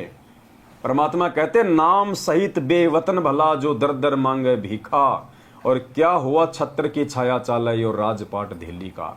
गुरुदेव कहते हैं कि इस पूर्ण परमेश्वर का नाम प्राप्त होने के बाद यदि तुम्हारे जीवन में ऐसा कोई दौर आ जाए कि तुम्हारे को 1 रोटी के लिए भीख मांगनी पड़ जाए हाथ में लेके कटोरा, या तुम्हारे को देश निकाला भी दे दिया जाए, तुम्हारे ऊपर कोई भी उल्टा सीधा कोई मुकदमा लगा के झूठा साचा, और यदि नाम तुम्हारे साथ में है परमात्मा का, तो भी तुम अपना शुक्र मनाना कि वो परमात्मा तुम्हारे साथ में है। यानी भगत के ऊपर यदि इतनी बड़ी बाधा भी आ जाए तो भी गुरु जी के कहने का मतलब है उसको अपने आत्मविश्वास को डामाडोल नहीं करना चाहिए, अपने गुरुदेव से जो है विश्वास को नहीं तोड़ना चाहिए। राजा हरिश्चंद्र की तरह अपने सत के ऊपर भगत को टिके रहना चाहिए। पुण्यात्माओं, दास को भी अच्छे से पता है, परमात्मा ने भी बोल रखा है। दास यदि आप भाई बहनों के बीच में बैठ के दो शब्द आपको बता रहा है ना, तो ऐसा नहीं है कि दास कोई इन चीज़ों से कोई दूर है। परमात्मा ने वो ट्रेन में वो पंडित वाली जो कथा, जो राम और भरत की जो कथा सुना रहा था ना, दास को अच्छे से पता है। इसलिए दास केवल उतना ही बोलेगा, वही शब्द बोलेगा जो समय आने पे दास उस चीज़ को पार कर सके, उस परीक्षा को दास भी दे सके अपने गुरुदेव के आशीर्वाद से। वरना मुझे ये कथा आप लोगों को सुनाने का कोई अधिकार नहीं है। लेकिन परमात्मा ने इस दो कोटि के जीव को उतनी दृढ़ता दे रखी है कि यदि कोई समय आया इस भक्ति मार्ग में, ऐसा परमात्मा ने यदि कोई परीक्षा ली, तो दास उस परीक्षा को पार करने के लिए तन मन धन से तैयार है। तब दास ये बातें आप भाई बहनों को बोल रहा है, वरना मुझे खाली फोकट में ये बातें बोलने का कोई अधिकार नहीं है। लेकिन परमात्मा ने पहले से हमारे को उस रंग में रंग दिया है कि सुदामा तो क्या, सुदामा से भी अगर ज़्यादा दारिद्रता हमारे अंदर आ जाए तो भी हम आज सतगुरु रामपाल जी भगवान से नाता नहीं तोड़ सकते, अपने प्राण त्याग सकते हैं भूख के मारे। हम इनसे दूर नहीं हो सकते।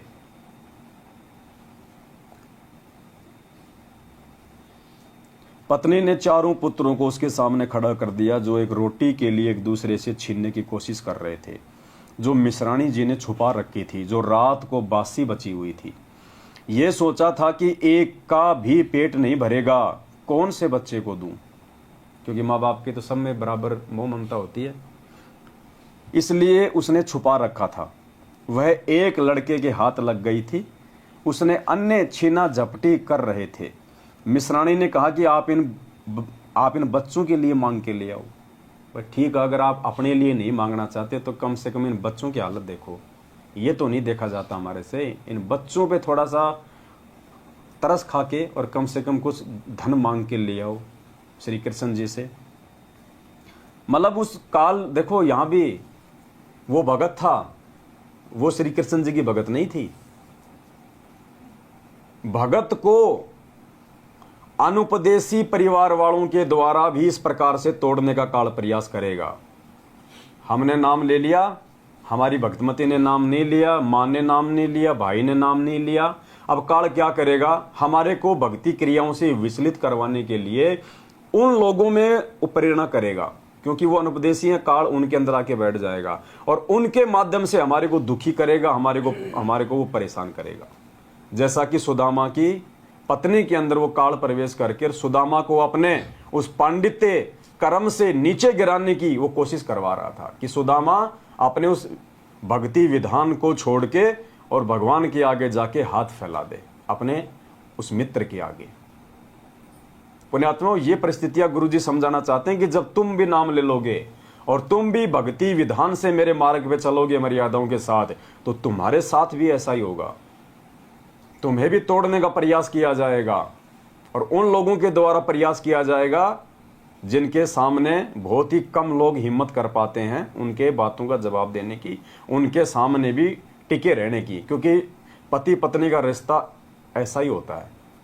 हर आदमी अपनी पत्नी की बातों को नहीं काटता, डरता है वो कहीं बाल बच्चों को छोड़ के ना चले जाए, पीहर ना चली जाए, काम ना बिगड़ जाए, समाज में बेइज्जती ना हो जाए। तो काल ऐसे लोगों के माध्यम से ये हमारे ऊपर दबाव बढ़वाएगा ताकि ये जल्दी दबाव में आ जाए। तो हमने कितना सावधान रहना है। आज बहुत सारे भाई बहन कहते हैं ना अपन इंटरव्यू में कि मेरी पत्नी 6 महीने से मायके में है, उसने कहा था कि या तो बाबा रामपाल को रख ले इस घर में या मेरे को रख ले। तो भगत ने कहा कि यहाँ तो बाबा रामपाल ही रहेगा, तू सुबह जाती अभी निकल। और फिर क्या होता है, जब भगत इतनी दृढ़ता दिखाता है 6 महीने बाद में भाई को लेके आ जाती है, मेरे को छोड़ के आ जा। और उस समय यदि भगत झुक जाता तो हमेशा के लिए उसके ऊपर वो शेरनी बन के रहेगी, फिर भक्ति नहीं करने देगी।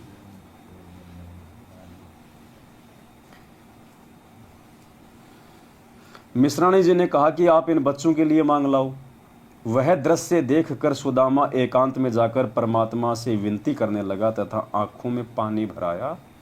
हे प्रभु, ये क्या दिन देख रहा हूँ। मुझे पूर्व जन्म में कोई मार्गदर्शक ठीक नहीं मिला, जिस कारण से मैंने दान नहीं किया। हे प्रभु, मुझसे ये भूखे बच्चे देखे नहीं जाते।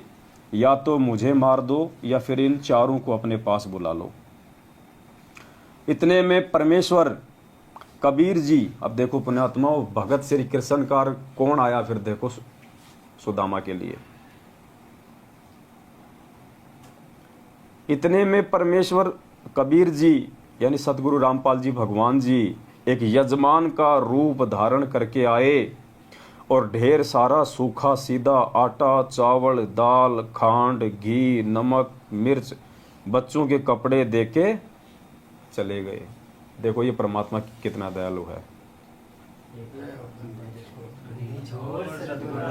जी भगवान की जय। तो पुण्यात्मा परमात्मा शिक्षा दे रहा है कि हमारे लिए कौन सी कमी छोड़ देगा। आज वर्तमान समय में जो हम सीधे हम उनके भगत हैं। सुदामा तो काल की भक्ति कर रहा था, फिर भी परमात्मा भक्ति को बनाए रखने के लिए, भक्ति को जीवित रखने के लिए और एक यजमान का रूप धारण करके आया और सुदामा के घर में काफी दिनों का सामान परमात्मा ने रख दिया। भक्ति किसकी कर रहा है, मांगने का वो किससे प्रयास कर रहा है। इसलिए परमात्मा कहते हैं ना, जगत का पेख ना पेख्या और धनी का नाम ना लेख्या।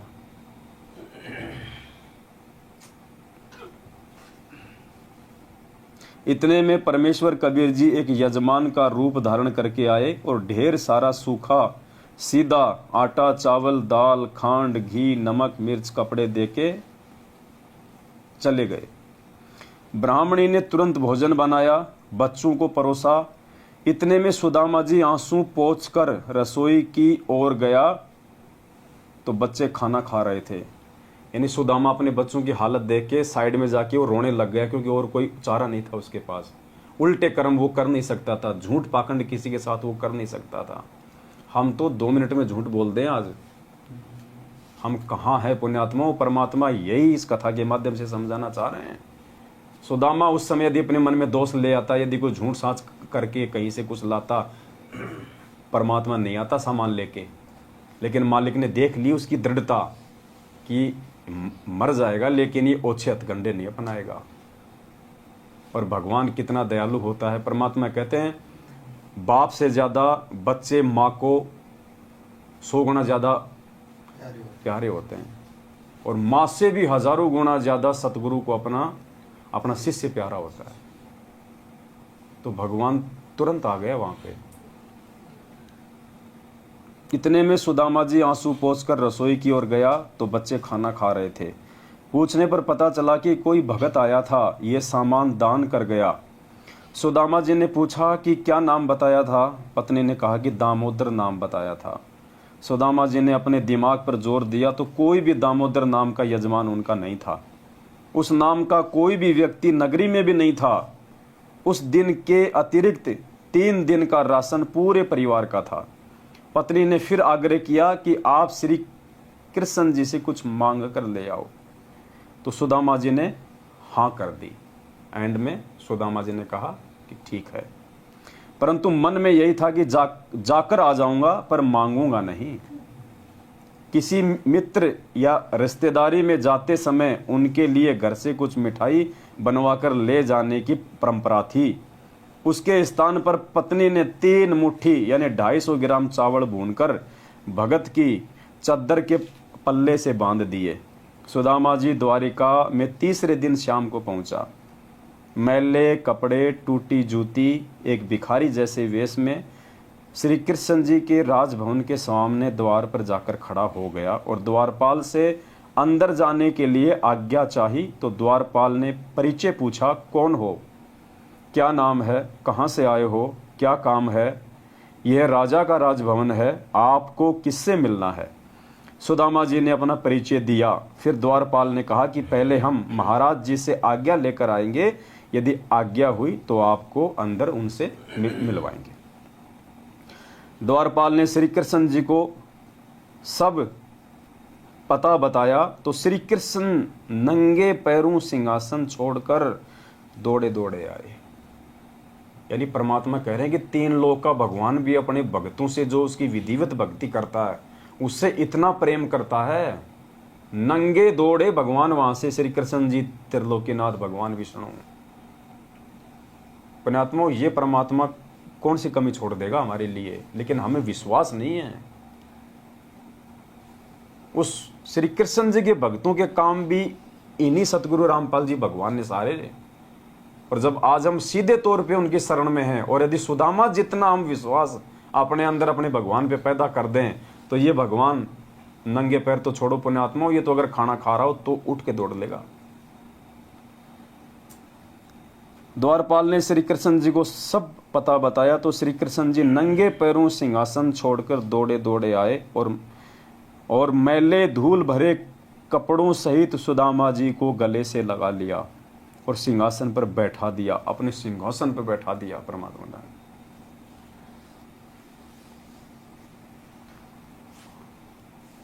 अभी खेल पुण्यात्मा कुछ हो रही हैं, श्री कृष्ण जी कहाँ दौड़ लेंगे और कहाँ इस मैले कुचेले को अपने सीने से लगा लेंगे। जैसे सबरी के झूठे बेर रामचंद्र रूप में श्री कृष्ण जी ने सतगुरु रामपाल जी भगवान ने खाए थे, वो नहीं खा सकता था। राजा था, कितना अहंकार होता है, कितना अभिमान होता है। परमात्मा ने खाए उस समय रामचंद्र रूप में माता सबरी के झूठे बेर, वरना पीछे भाई खड़ा था, लक्ष्मण मुंह चढ़ा रहा था और यूं फेंक रहा था पीछे उन बेरों को, तो राम कहां से खा लेता।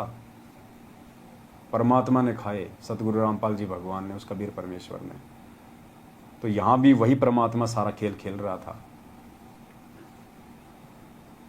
द्वारपाल ने श्री कृष्ण जी को सब बताया तो श्री कृष्ण नंगे पैरों सिंहासन छोड़कर दौड़े दौड़े आए और मैले धूल भरे कपड़ों समेत सुदामा जी को गले से लगा लिया और सिंहासन पर बैठा दिया। फिर अपने हाथों सुदामा जी के पैर धोए, नहाया, नए कपड़े पहनाए, कई प्रकार का भोजन बनवाया। खाने के लिए जो चावल सुदामा जी लाए थे उनको बड़ी रुचि के साथ श्री कृष्ण जी ने खाया। सुदामा जी के खाने के लिए कई प्लेटों में हलवा, खीर, कई सब्जी रोटी सामने रख दी। सुदामा जी को अपने घर का दृश्य याद आया कि आज शाम का खाना भी घर पे नहीं है, बच्चे भूखे बैठे हैं, रो रहे होंगे, माँ रोटी कह रहे होंगे, मैं ये पकवान कैसे खाऊं। यदि नहीं खाऊंगा तो श्री कृष्ण जी को पता चलेगा कि मैं कुछ मांगने आया हूं। मतलब सुदामा ने मतलब इतना वो दिखाया कि कहीं भगवान को भी इस बात का मालूम ना पड़ जाए कि मैं इससे कुछ मतलब मांगने तो नहीं आया हूं, कहीं इसको मेरी आर्थिक स्थिति का इसको मालूम ना पड़ जाए। और दूसरी तरफ वो खाना उसकी आत्मा भी नहीं मांग रही थी, क्योंकि उधर उसके बच्चे बेचारे कितने भूखे थे।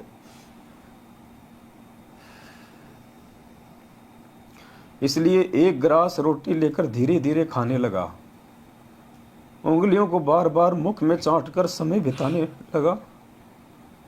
परंतु श्री कृष्ण जी की दृष्टि से मित्र के मुख कमल पर थी। सब हाव भाव देख रहे थे। कहाँ खा ले यार सुदामा, क्यों उंगली चाटे है। सुदामा जी ने 2 रोटी खाई तथा खीर हलवा ना मात्र का खाया, हाथ धोकर बैठ गया। श्री कृष्ण जी ने पूछा कि बच्चे तथा भाभी जी कुशल हैं, निर्वाह ठीक से चल रहा है। सुदामा जी ने कहा, देखो पुण्यात्मा,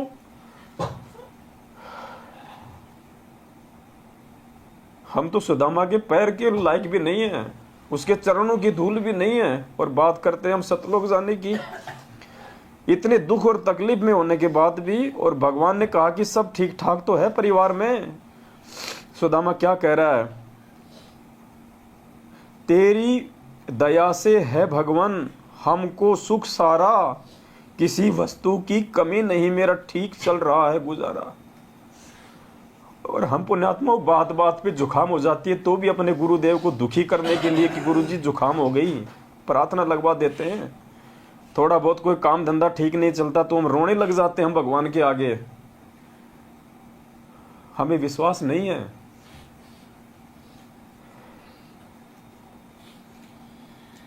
हमारी आदतों को बिगाड़ा जा रहा है काल भगवान के द्वारा, इस मैनेजमेंट वालों को निमित्त बना के हमारी आंखों के सामने हमारे को नंबर दे देंगे कि लगाओ प्रार्थना, लगाओ प्रार्थना। हमारी आदतों को बिगाड़ा जा रहा है, हमारे को भगवान के ऊपर विश्वास नहीं करने दिया जा रहा। इसलिए हम विनती करते हैं इन लोगों का साथ छोड़ो भाई, ये लोग हमारे को विश्वासी नहीं बनने देंगे। हमारे अंदर जो दृढ़ता, जो विश्वास गुरुजी पैदा करना चाहते हैं सुदामा की तरह, ये लोग नहीं करने देंगे। यही काल भगवान की सूक्ष्म चाल होती है। तो सुदामा जी ने कहा कि तेरी दया से है भगवान हमको सुख सारा, किसी वस्तु की कमी नहीं, मेरा ठीक चल रहा गुजारा। श्री कृष्ण जी तो समझ चुके थे कि यह मर जाएगा पर मांगेगा नहीं। उसी समय सुदामा जी को दूसरे कमरे में विश्राम के लिए निवेदन किया और राज दरबार में जाकर विश्वकर्मा जी को बुलाया, जो मुख्य इंजीनियर था, तथा सुदामा जी का पूरा पता लिखवाकर उसका सुंदर महल बनाने का आदेश दिया।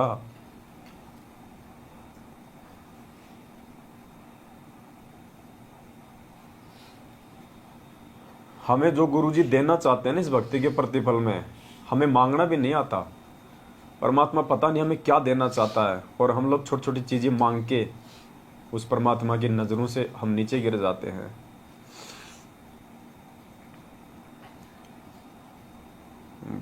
एक समय की बात है, कोई बच्चा अपने पिताजी के साथ में किसी दुकान पे गया, तो उसने कहा कि बेटा टॉफी लेगा, दुकानदार ने कहा। तो बच्चे ने कहा कि हाँ अंकल मैं टॉफी लूंगा। बोला बेटा ले ले, ये डब्बा है, इसमें निकाल ले। बच्चे ने नहीं निकाली। बोला बेटा ले ले इस डब्बे के अंदर। बच्चे ने हाथ आगे नहीं बढ़ाया। तो बोला बेटा तू क्यों नहीं ले रहा? बोले अंकल जी मेरा हाथ बहुत छोटा है, अगर मैं मेरे हाथ से उठाऊंगा तो क्या पता 4 टॉफी आएंगी, 5 टॉफी आएंगी, और आप यदि अपने हाथ से दोगे तो बहुत सारी आएंगी। तो पुण्यात्मा अगर भगवान अगर भगत की भक्ति से प्रसन्न होकर अगर अपनी इच्छा से उसको कुछ देगा, पता नहीं परमात्मा क्या दे दे। और हम नालायक एक कार, एक कोठी, एक मकान, अपने बच्चों की नौकरी मांग मांग के, और जो परमात्मा हमें जो देना चाहता है वास्तव में, हम उससे भी हम दूर हो जाते हैं।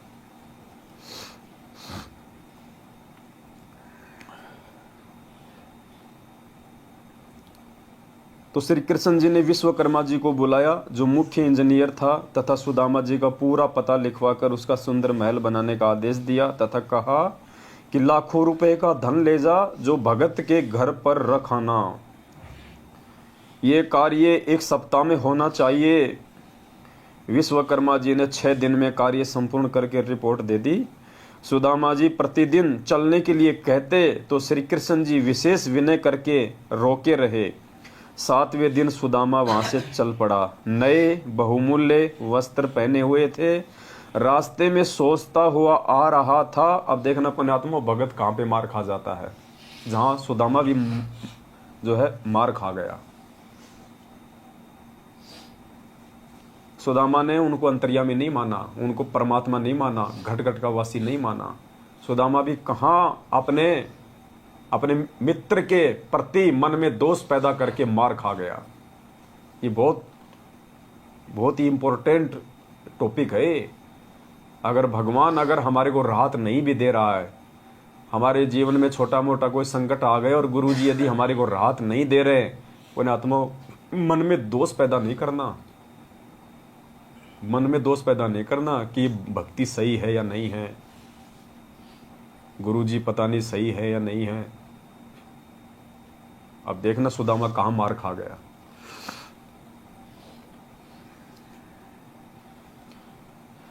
रास्ते में सोचता हुआ आ रहा था कि श्री कृष्ण मेरे से पूछ रहा था कि किसी वस्तु का अभाव तो नहीं है।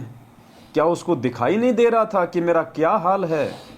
वही बात हुई ना कि मित्रता समान हैसियत वालों से ही करनी चाहिए।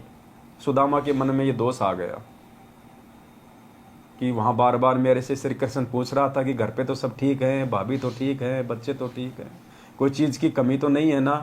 तो सुदामा ने सोचा कि क्या उसको मेरी हालत नहीं दिखाई दे रही थी? अगर मेरे घर की हालत ठीक होती, मेरे बच्चे ठीक होते, तो मैं ऐसे मेरी फटी जूतियां, मैले कुचेले कपड़े थोड़े ना होते मेरे, लेकिन वो मेरा मजाक उड़ा रहा था। ये मन में दोष आ गया उसके।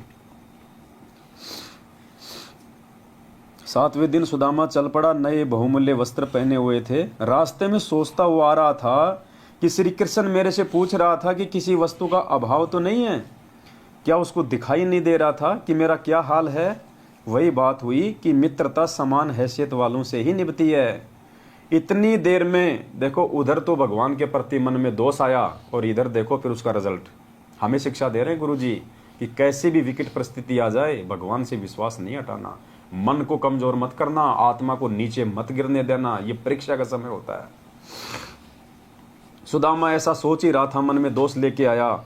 इतनी देर में जंगली भीलों ने रास्ता रोक लिया और कहा कि निकाल जो कुछ ले रखा है। सुदामा जी ने कहा कि मेरे पास कुछ नहीं है। भीलों ने तलाशी ली तो कुछ नहीं मिला। सुदामा जी के कीमती धोती कुर्ता छीन ले गए, उसको नंगा छोड़ गए। सुदामा जी को यह सजा अविश्वास की मिली थी। क्या कह रहे हैं गुरुजी? जो कपड़े लत्ते थे ना, वो भी निकलवा ले गए, नंगा, अंडरवियर भी नहीं छोड़ी। और गुरुजी कह रहे हैं कि सुदामा को ये सजा मिली थी, ये किस चीज की मिली? अविश्वास की। ये हमें शिक्षा दे रहे हैं गुरुजी कि नाम दीक्षा लेने के बाद अपने भगवान पे अविश्वास नहीं करना बिल्कुल भी, चाहे दुनिया इधर से उधर क्यों ना हो जाए, काल तुम्हें कितना भी तोड़ने मरोड़ने का प्रयास क्यों ना करे, तुम्हारे मन में कितने भी विक्षेप पैदा क्यों ना करे। जैसे अर्जुन और सर्जुन मार खा गए थे भगवान पे अविश्वास करके, भगवान पे शंका करके। जब लोगों ने कहा ना कि तुम कहाँ मर गए थे, यहाँ तो कबीर ने ऐसा कांड कर दिया, बड़े बाजार में बेइज्जती कर दी, हमारे को मुंह दिखाने के लायक नहीं छोड़ा।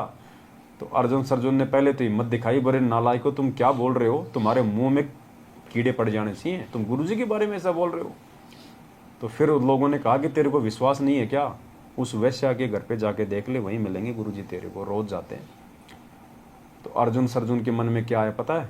उन्होंने बोला भाई अगर आंखों से देख लेंगे तो मानेंगे, वही मार खा गए। वहां जाना और गुरुजी को शिक्षा देना तो पुण्यात्मा बहुत दूर की बात है, वो वहीं मार खा गए थे कि अगर आंखों देख लेंगे तो मानेंगे। इसका मतलब उनको विश्वास नहीं था कि गुरुजी ऐसा कर भी सकते हैं, वही मार खा गए वो। और वहां जाके तो उन्होंने अपने कर्म फोड़े लिए भगवान को शिक्षा देके कि गुरुजी बाहर आपकी बदनामी हो रही है, ये नीच का घर है, आपको यहाँ नहीं बैठना चाहिए। तो सुदामा के भी मन में दोष आ गया। सुदामा जी को यह सजा अविश्वास की मिली थी। तो पुण्यात्मा चाहे कुछ भी हो जाए, अरे गर्दन कौन सी बड़ी बात है। आज से पहले हमारे असंख्य जन्म हो लिए, हम कोई सुख शांति की मौत तो मुश्किल से 1-2% ही मरे होंगे, बाकी तो हम दुर्घटनाओं में मरे हैं। कोई बीमारी से तड़प तड़प के मरा है, कोई सेना में होगा तो दुश्मन ने उसका गला काट दिया होगा। आजकल तो गोलियों से मार देते हैं, पहले तो चाकू से मारते थे, गले काट दिया करते थे। कितनी बार हम बकरे बने, कसाई ने हमारे वो गले काटे। अरे ये जन्म में भी मर जाएंगे और क्या होगा इससे ज्यादा।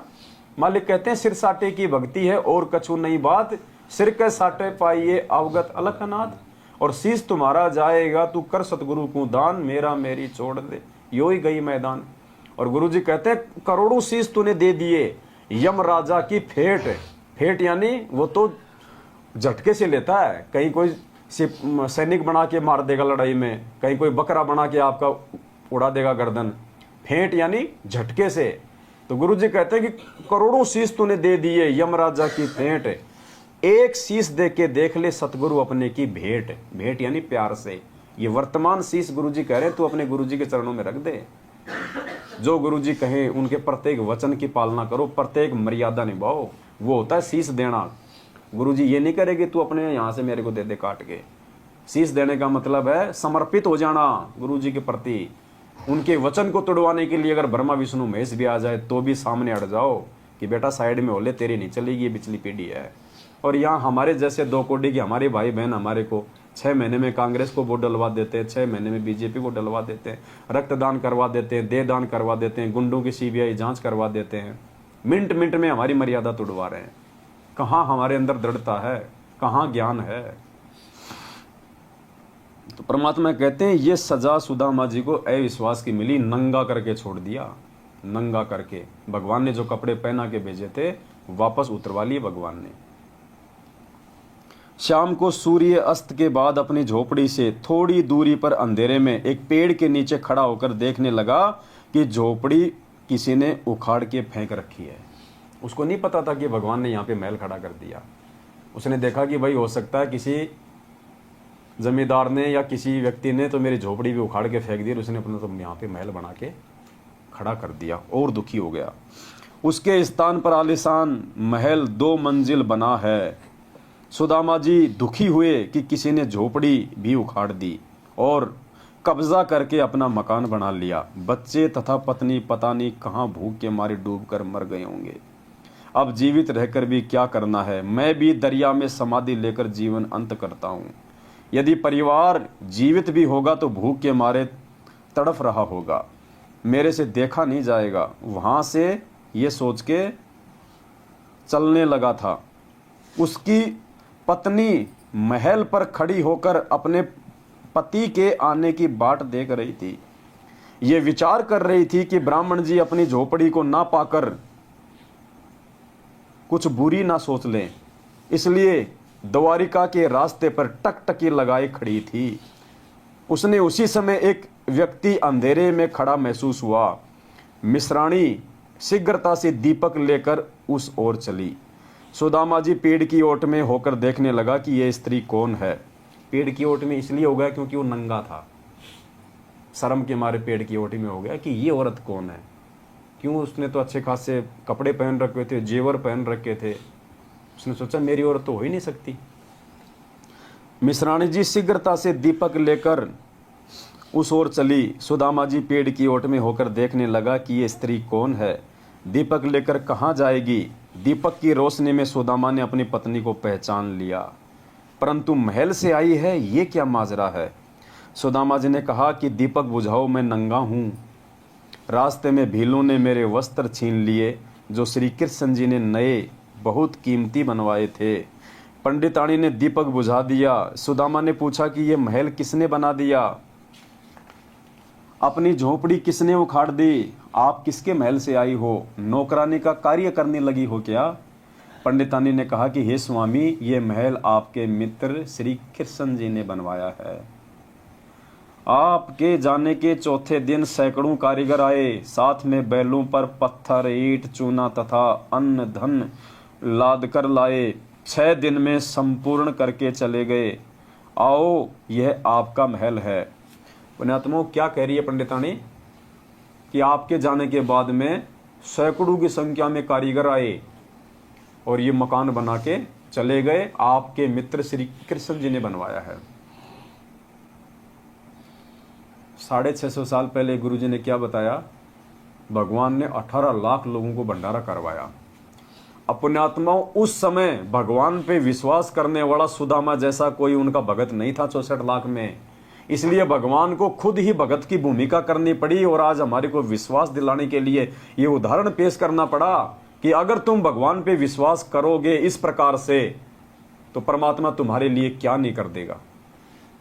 अगर उस समय कोई भगत होता 64 लाख में जो इतना विश्वास अगर गुरु जी पे करता तो परमात्मा को खुद भगत बनने की जरूरत नहीं पड़ती, जैसे यहां पे श्री कृष्ण जी ने सुदामा के लिए किया। अब 650 साल पहले कोई भगत था नहीं कोई सुदामा जैसा, वरना भगवान को लीला नहीं करनी पड़ती। उस भगत के लिए भगवान लीला करता, लेकिन कोई भगत था ही नहीं, इसलिए गुरु जी को खुद भगत बनना पड़ा 650 साल पहले। तो वो काम यहाँ पे श्री कृष्ण जी ने किया अपने भगत के लिए, और वो काम परमात्मा ने दिखाया करके कि मेरे ऊपर यदि तुम इतना विश्वास करोगे, मेरी मर्यादा में चलोगे कि साईं इतना दीजिए जिसमें कुटुंब समाव, हम भी भूखा ना रहे साधु न भूखा जाए, अनाप शनाप माया नहीं जोड़ोगे, तुम्हारे अंदर वो प्रवृत्ति नहीं होगी, और फिर यदि तुम्हारे ऊपर कोई संकट आएगा तो परमात्मा कहते हैं फिर मैं तुमसे दूर नहीं हूं। कल पे कारण कौन है, तू कर सेवा निष्काम, मन इच्छा फल देऊंगा जब पड़ेगा मेरे से काम। परमात्मा कहते हैं फिर तू मुझे अपने से दूर ना समझना। जय तू चाले 1 कदम मैं चालू कदम 60, जय तू हो जा काठ का मैं हो जाऊं लोहे की लाठ। तो ये विश्वास पैदा करने के लिए परमात्मा ने कथा लिखी सुदामा जी की। अब आगे देखिए, पंडितानी ने पूछा कि आपके कपड़े क्यों 6 दिन में संपूर्ण करके चले गए? आओ, यह महल आपका है। महल में आकर देखा तो अन्न धन से भरपूर था, जीवन भर का सामान था। पंडितानी ने पूछा कि आपके कपड़े क्यों उतारे? आपके पास कुछ था ही नहीं, पुराने कपड़े थे, उसका भील क्या करेंगे? तब सुदामा ने सारी घटना बताई तथा अपने उस घटिया विचार की भी जानकारी दी जो मित्र के प्रति आया था। ये बरवाला कांड के बाद में मैनेजमेंट की उल्टी हरकतों को देख के और गुरुजी में दोष देख के जिन जिन लोगों ने गुरुजी से दूरी बनाई है या गुरुजी के प्रति जिन जिन भक्तों के मन में दोष आया था ना, उन्हें आत्माओं 90% के तो हालत बिल्कुल खराब हो चुकी है और बाकी के आने वाले समय में होगी।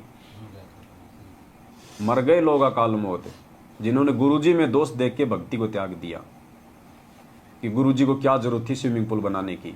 गुरुजी भगवान थे तो क्या जरूरत थी उनको बॉडीगार्ड रखने की? क्या गुरुजी को नहीं पता था मैनेजमेंट ऐसा है? क्या गुरुजी संगत को नहीं बता सकते थे? क्या जरूरत थी गुरुजी को भक्तों को कमांडो बनाने की? क्या गुरुजी कोर्ट की तारीखों पे नहीं जा सकते थे? वही अर्जुन सर्जुन वाला, वही सेम टू सेम लीला थी ये। कितने लोगों ने अपने कर्म और अपना धर्म बिगाड़ा बरवाला कांड के बाद गुरुजी में दोष देख के, और आज उन दोषियों के वो चमचे बने हुए हैं। तब सुदामा ने सारी घटना बताई तथा अपने उस घटिया विचार की भी जानकारी दी जो मित्र के प्रति आया था। यानी गुरुजी हमें समझाना चाह रहे हैं कि नालायकों, सुदामा के मन में जो विचार आया घटिया और जिसके चलते उसके साथ ऐसा हुआ, तो इस शिक्षा से पहले ही तुम संभल जाना और अपने गुरुजी के प्रति जीवन में कभी किसी भी अरे गहरे व्यक्ति के कहने पे दोष पैदा मत करना। हम हिसार जाते थे तारीखों पे, ट्रेन में पता नहीं कितने लोग मिलते थे हमारे को, और रामपाल के चेले, हम आरती करते थे अपनी, मालूम हो ही जाता था। अरे भाई कि जाओ हो, अरे मैं जानू हूँ मेरे गांव का है, मेरा खेत और उसका खेत बराबर में है, बीड़ियाँ का सुट्टे मारा करता, अब बनेगा वो साधु।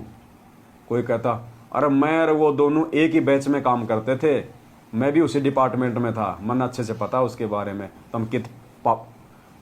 थमकित बाबा के चक्कर में आके थम पागल हो गए। अब जो मंद बुद्धि होगा वो तो सोचेगा यार गुरुजी के गांव का है, दोनों के खेत बराबर में है, यार ये तो झूठ क्यों बोलेगा, बस वहीं मर गए। यार इसने तो गुरुजी के साथ में नौकरी की है, इसका क्या फायदा झूठ बोल के, ये जो कह रहा है सही कह रहा होगा, वहीं मर गए। ये सोचना चाहिए कि ये जो कह रहा है ना, ये कह नहीं रहा, काल इससे कहलवा रहा है मुझे भगवान से दूर करने के लिए। पुण्यात्मा, तब हम इस भक्ति मार्ग पे टिक पाएंगे। इतना विश्वास जब अपने इष्ट पे, अपने गुरु भगवान पे होगा। तब सुदामा जी ने सारी घटना बताई तथा अपने उस घटिया विचार की भी जानकारी दी जो मित्र के प्रति आया था कि मेरे से श्री कृष्ण पूछ रहा था कि घर में किसी वस्तु की कमी तो नहीं है, गुजारा ठीक चल रहा है क्या? मैंने कह दिया था कि आपकी कृपा से सब कुशल है, किसी वस्तु की कमी नहीं है, निर्वाह ठीक चल रहा है। पत्नी ने कहा कि आप कहाँ मांगने वाले हो, वे तो अंतर्यामी है, सब जान गए थे। सुदामा जी ने कहा कि सब जान गए थे, इसीलिए तो मेरे वस्त्र भी छिनवा दिए। कि मेरे अंदर जो घटिया विचार आया था उसको भी तो जान गया फिर वो अंतर्यामी, इसीलिए तो छिनवा दिए मेरे वस्त्र, मेरे उस दोष को देख के। बाद में समझ में आ गई सुदामा के कि हाँ भाई अंतर्यामी तो था, और अंतर्यामी था इसीलिए उसने मेरे कपड़े भी छिनवा दिए। ये शिक्षा गुरुजी हमें दे रहे हैं कि इतना सा भी दोष अगर आ गया मेरे प्रति, क्या हाल होगा तुम्हारा। वे तो अंतर्यामी हैं, सब जान गए थे। सुदामा जी ने कहा कि सब जान गए थे, इसीलिए तो मेरे वस्त्र भी छिनवा दिए। मैं विचार करता जा रहा था कि देखा, मित्र मेरे से पूछ रहा था कि सब ठीक तो है, किसी वस्तु की कमी तो नहीं। मैं सोच रहा था कि क्या इसको मेरी ये हालत देखकर ये भी नहीं पता कि ये दशा क्या ठीक ठाक की होती है। ठीक ही है कि मित्रता तो समान हैसियत वालों की निभती है। मैंने तो इतना ही विचार किया था कि उसी समय मेरे वस्त्र भी लूट लिए गए। तब मिश्रानी ने कहा कि आपकी परीक्षा थी, परंतु आप यहां पर चूक गए। क्या कह रही है उसकी पत्नी कि ये तेरी परीक्षा थी और तू यहीं पे चूक गया। अब देख लो पुण्यात्माओं, हम कितनी गलतियां कर रहे हैं।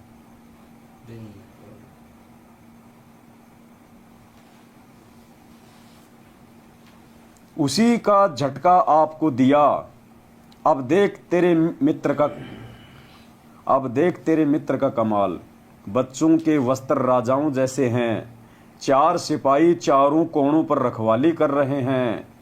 वाणी नंबर 106 में यही कहा है कि संत सुदामा श्री कृष्ण के संगी यानी मित्र थे, जो दारिद्र टोटे यानी निर्धनता की नदी यानी अत्यधिक निर्धन व्यक्ति था। उसके चावल खाकर सोने के महल बख्श दिए, निशुल्क मुफ्त में दे दिए। विचार, गुरुजी कह रहे हैं विचार। श्री कृष्ण जी राजा थे। अपने मित्र की इतनी सहायता करना एक राजा के लिए कोई बड़ी बात नहीं है। इतनी सहायता तो एक प्रांत का मंत्री अपने मित्र की आसानी से कर सकता है। अब देखना परमात्मा ने क्या क्या किया अपने भक्तों के साथ। परमेश्वर कबीर जी ने एक अति निर्धन मुसलमान लुहार तैमूर लंग की 1 रोटी खाकर 7 पीढ़ी का राज बख्श दिया। उसने तो 3 मुट्ठी खाए थे चावल की, भगवान ने तो केवल 1 चपाती खाई थी और 7 पीढ़ी का राज दे दिया। उसने खाली सुदामा के जीवन को ही सफल किया और भगवान ने 7 पीढ़ी का राज बख्श दिया। राज जो पूरे विश्व का संचालन करता है, पूरा देश चलाता है। यानी गुरुजी कह रहे हैं कि उस श्री कृष्ण से आज तुम्हारा भगवान कितना समर्थ है, देख लो नालायको। और तुम, भगवान तो श्री कृष्ण से भी ज्यादा समर्थ तुम्हारा, लेकिन तुम भगत सुदामा से भी नीचे गिरे हुए। तो कैसे बात बनेगी? कैसे सतलोक की यात्रा कर पाओगे? कैसे वो दरवाजा देख पाओगे? एक अति निर्धन मुसलमान लुहार तैमूर लंग की 1 रोटी खाकर 7 पीढ़ी का राज बख्श दिया। उसी जीवन में तैमूर लंग राजा बना, जिसका राज्य विशाल था। दिल्ली की राजधानी पर उसने अपना प्रतिनिधि छोड़ा था। उसकी मृत्यु के उपरांत कुछ समय दिल्ली की गद्दी पर अन्य ने कब्जा कर लिया था। फिर तैमूर लंग के पोते बाबर ने दिल्ली पर कब्जा कर लिया। पहले तैमूर लंग का प्रतिनिधि दिल्ली पर बैठा रहता था। उसकी तीसरी पीढ़ी ने अपने आप को स्वतंत्र घोषित कर दिया। तब बाबर ने लड़ाई करके दिल्ली का राज्य प्राप्त किया। बाबर से औरंगजेब तक 6 पीढ़ी तक प्रथम तैमूर लंग। इस प्रकार कुल 7 पीढ़ी का राज्य परमेश्वर कबीर जी ने तैमूर लंग को दिया। नंबर 1 तैमूर लंग, नंबर 2 उसका पोता बाबर, नंबर 3 हुमायूं पुत्र बाबर, नंबर 4 अकबर पुत्र हुमायूं, नंबर 5 जहांगीर पुत्र अकबर, नंबर 6 शाहजहां पुत्र जहांगीर और नंबर 7 औरंगजेब पुत्र शाहजहां। 1 चपाती के बदले 7 पीढ़ी का राज, जबकि ना तो उसने नाम लिया था उस समय तक, ना वो कोई मर्यादा में था, ना वो कोई भक्ति जानता था। ये समर्थता दिखाई परमात्मा ने कि आज तो तुम मेरी शरण में हो, तुम्हारे लिए मैं क्या नहीं कर सकता। रंका बंका वाली उस कथा में परमात्मा ने क्या कहा उनको कि मैं चाहूं तो तुम्हारे लिए सोने का महल भी बनवा सकता हूं, सोने का भी। उनकी झोपड़ी जलाई ना परमात्मा ने, और फिर उससे भी बड़ी झोपड़ी बना दी थी। और जब वो गए अपने गुरुदेव के पास में पूछने के लिए कि गुरुदेव जो आकाशवाणी हुई थी झोपड़ी में रहने की, वो आपकी थी या किसी और की थी, तो उन्होंने कहा कि बेटा वो झोपड़ी मैंने जलाई थी, मैंने बनाई है। तुमने जो परीक्षा दी है और इस परीक्षा में जो तुम पास हुए हो, उसके बदले तो मैं तुम्हारा सोने का मकान भी बना सकता था। लेकिन भगवान ने भक्तों से भक्ति करवानी होती है, इसलिए उनको परमात्मा लिमिट में रखते हैं। विशेष भिन्नता, जन्म मरण का कष्ट न श्री कृष्ण जी का समाप्त है न सुदामा का हुआ। दोनों ही आगे के जन्मों में अन्य प्राणियों के शरीरों में जाएंगे। तैमूर लंग को 7 पीढ़ी का राज्य भी मिला और मोक्ष भी मिला। अब देखो पुण्यात्माओं, कि आज तक कभी गुरुजी ने किसी सत्संग में कहा कि तैमूरलंग का मोक्ष हो गया, वो सतलोक चला गया? वो तो भक्ति युग था ही नहीं। उस समय तो प्रथम मंत्र भी भगवान ने किसी को पूरा नहीं दिया। 1392 में परमात्मा ने प्रकट होकर उसको नाम दिया था, जबकि काशी में 1398 में आया था, 6 साल बाद। अपने काशी में प्रकट होने के 6 साल पहले ही परमात्मा तैमूरलंग को मिला था, 1392 में। और क्या लिख रहे हैं गुरुजी? तैमूरलंग को 7 पीढ़ी का राज्य भी मिला और मोक्ष भी मिला। मोक्ष, अब देखो, अब गुरुजी तो नानक जी के आगे भी लिख देते हैं कि नानक जी का मोक्ष हो गया। अब नानक जी का मोक्ष हुआ मान लेना, अगर आपकी आत्मा गवाह दे दे कि तैमूरलंग का भी मोक्ष हो गया होगा। राज्य में मोक्ष नहीं होता, और तैमूरलंग का उस समय कहां से मोक्ष हो जाएगा? लेकिन मोक्ष का मतलब ये नहीं कि वो सतलोक बैठ गया। मोक्ष का मतलब है कि परमात्मा ने उसको जन्म मरण के चक्कर से निकालने के लिए उसको भक्ति पे लगा दिया। अब परमात्मा किसी न किसी जन्म में उस आत्मा को पार भी लगा देगा, मोक्ष भी कर देगा। तो मोक्ष का मतलब ये होता है। यहाँ पे मोक्ष का नाम लेते ये नहीं कि वो तो सतलोक ही चला गया। सतलोक से पहले तो मिनी सतलोक भी है। तो हमने इन चीजों को समझना चाहिए। मोक्ष का युग ये है, ये वर्तमान समय है, और ये परमेश्वर आज साक्षात अपने वास्तविक रूप में प्रकट है, अपने संपूर्ण पावर के साथ में आज दे सकता है ये मोक्ष। चाहे उस जैसे लाखों तैमूरलंग आ जाओ, आज मोक्ष कर सकता है ये परमात्मा। अगर आज कोई मोक्ष करवाना चाहेगा तो ये है भक्ति का पीक टाइम, मोक्ष का time, golden chance, prime time, बिजली पीढ़ी। आज होगा उन सभी का मोक्ष, तैमूरलंग का, नानक जी का, मीरा जी का, धन्ना जी का, नंदा जी का, रंका बंका का, सेहू सम्मन का, द्रौपदी का। परमात्मा ने बताया आज यदि वो यहाँ आएंगे और यदि मर्यादा के साथ में आजीवन भक्ति पे टिके रहे, आज मोक्ष प्राप्त कर सकती है वो आत्मा।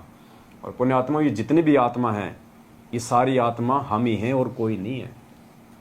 हमारे रूप में परमात्मा ने बैठा रखा है यहाँ पे। ये जीवन आज से पहले हमने भोगे हैं। मालिक को पता था कि वो कुर्बानी, वो बलिदान आज हम नहीं दे पाएंगे जो परमात्मा ने पहले के जन्मों में हमारे से लेके हमारे को आज भक्ति के लायक बना दिया। आज हम अपना गर्दन नहीं कटवा सकते। यार छोड़ो रे, काहेंगे भक्ति, काहेंगे भगवान है, छोड़ो छोड़ो। आज वो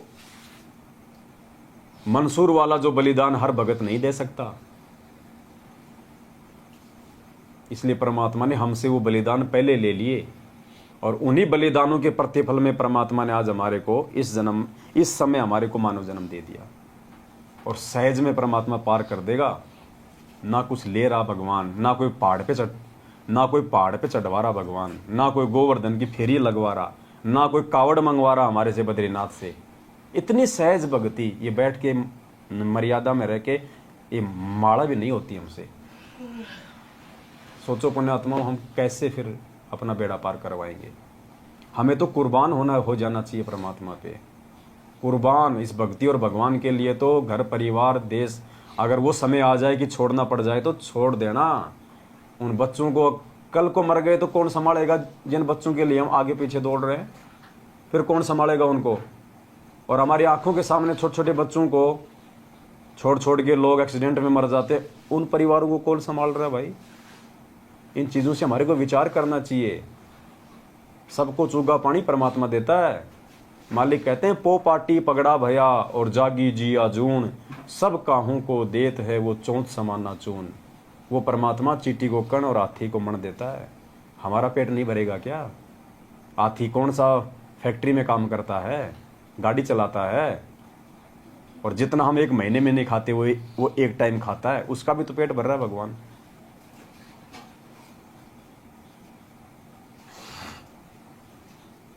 तैमूरलंग को 7 पीढ़ी का राज्य भी मिला और मोक्ष भी मिला। सहायता में इतना अंतर समझें, जैसे सहायता तो एक प्रांत का मंत्री करे, दूसरा देश का प्रधानमंत्री करे।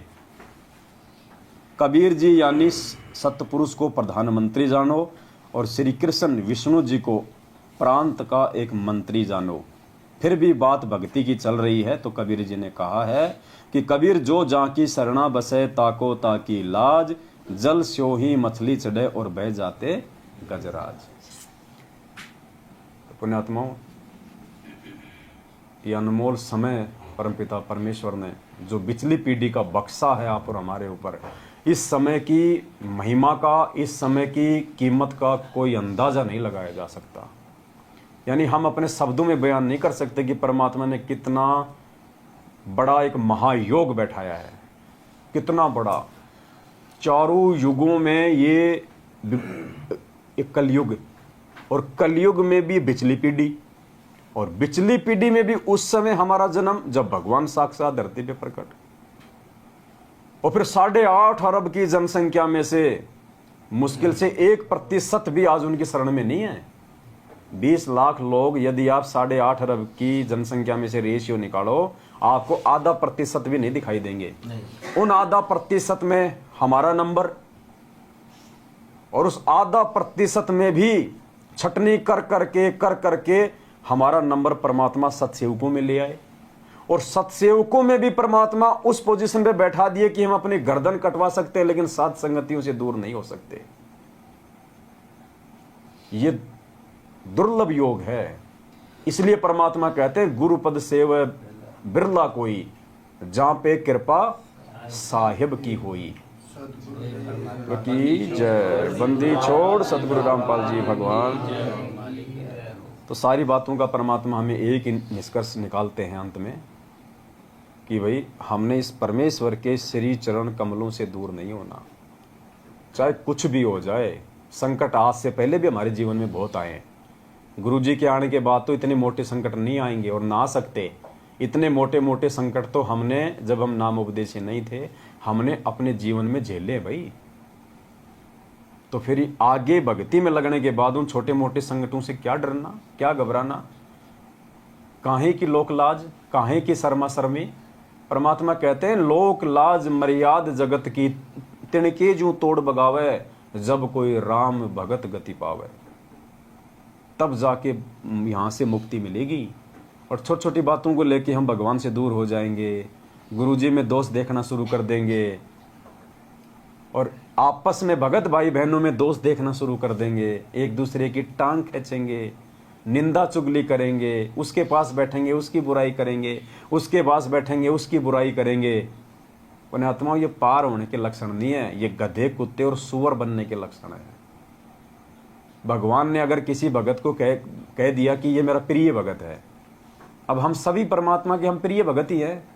अगर भगवान ने 8.5 अरब की जनसंख्या में से हम चंद गिनी चुनी आत्माओं को अपने शरण में लिया है, तो हम परमेश्वर की हम प्यारी आत्मा है। और परमात्मा की प्यारी आत्मा पे कोई उंगली उठाए बेवजह, देखो वजह पे तो अपने बाप को भी नहीं बख्शना चाहिए। परमात्मा कहते हैं ये सत का मार्ग है।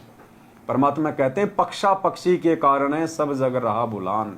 पक्षा पक्षी यानी पक्ष और विपक्ष के चक्कर में पड़ के पूरा मानव समाज दुखी है, परेशान है।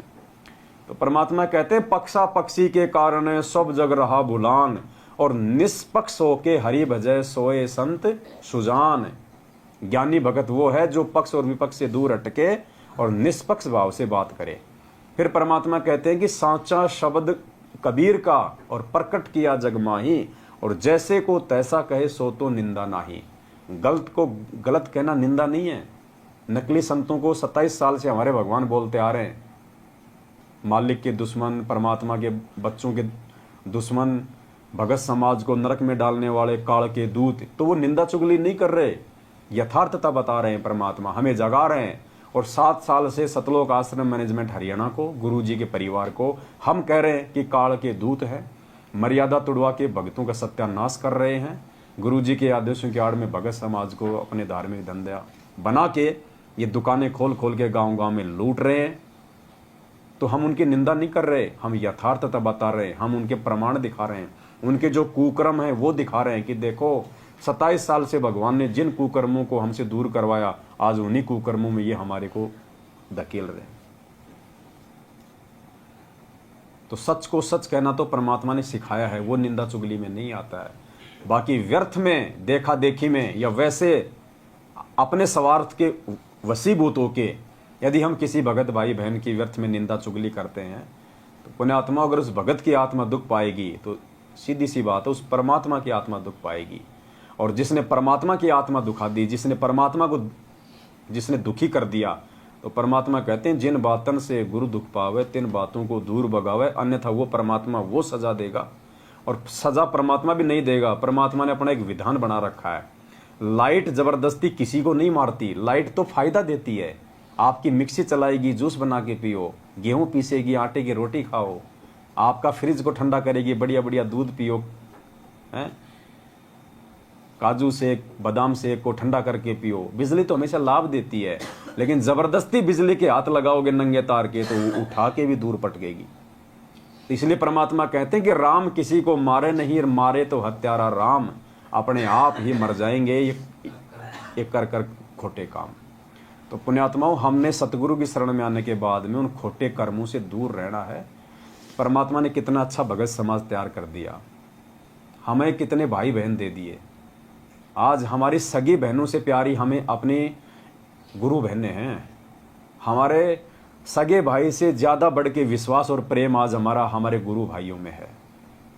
और हम आपस में यदि एक दूसरे की निंदा चुगली करेंगे तो हम अपने आने वाली पीढ़ियों को, भगत समाज को हम क्या शिक्षा देके जा रहे हैं? क्योंकि ये कर्म हमारे रखे जाएंगे आगे।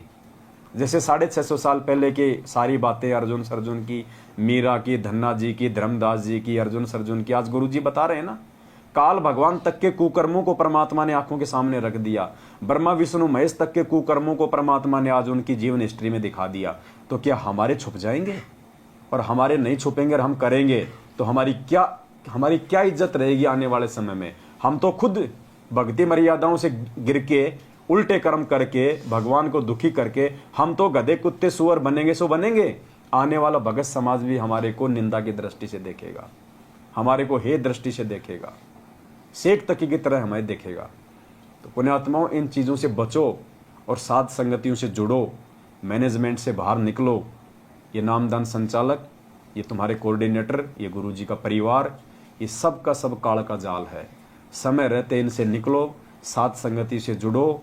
यहाँ आपको परमात्मा की सत भक्ति मिलेगी, यहाँ आपको मर्यादाओं के ऊपर दृढ़ विश्वास के साथ आगे बढ़ने की प्रेरणा मिलेगी। और ये साध संगति ही एकमात्र वो आध्यात्मिक मंच है जिसके माध्यम से परमात्मा अपने हीरों को पक्का करेगा, सतलोक ले जाने के लिए आत्माओं की छटनी करेगा परमात्मा। यहाँ से ये कैंपस प्लेसमेंट है। साल भर बच्चा स्कूल में पढ़ता है, कॉलेज में पढ़ता है, फिर बाहर की कंपनी आके जो कैंपस में जो प्लेसमेंट करती है, इंटरव्यू लेती है, जो अच्छे जो बच्चे होते हैं इंटेलिजेंट, उनको छांट के उनका सिलेक्शन करती है, उनको फिर अच्छी नौकरी देती है। तो परमात्मा ने साध संगतियों के माध्यम से अपनी आत्माओं की छटनी करनी है, उनको छांटना है। और परमात्मा ने अपने बच्चों को यहाँ से जो है भगत बनाना है। उनके अंदर भक्ति के गुण और वो लक्षण एक दूसरे भाई बहन को निमित्त बना के ज्ञान चर्चा के माध्यम से परमात्मा ने वो पैदा करने, वो भगत है, वो सपूत पैदा करने परमात्मा ने, वो सूरमा पैदा करने हैं। तो हम सभी सत्सेवक भाई बहनों की, आप सभी हमारे अन्य भाई बहनों से प्रार्थना है, विनती है कि आप सभी भाई बहन एक बार आप साथ संगतियों में आएं, एक बार आप हमारे वीडियो देखना शुरू करें। अगर आपको लगता है कि हम गलत हैं, हम परमेश्वर के विधान के विपरीत कुछ बता रहे हैं या ऐसी कोई क्रिया हम कर रहे हैं जो परमेश्वर की इस ज्ञान के विपरीत है, खिलाफ है, तो बेशक आप जी हमारे वीडियो ना देखें, साथ संगतियों में ना आवें, लेकिन एक बार आप आवें।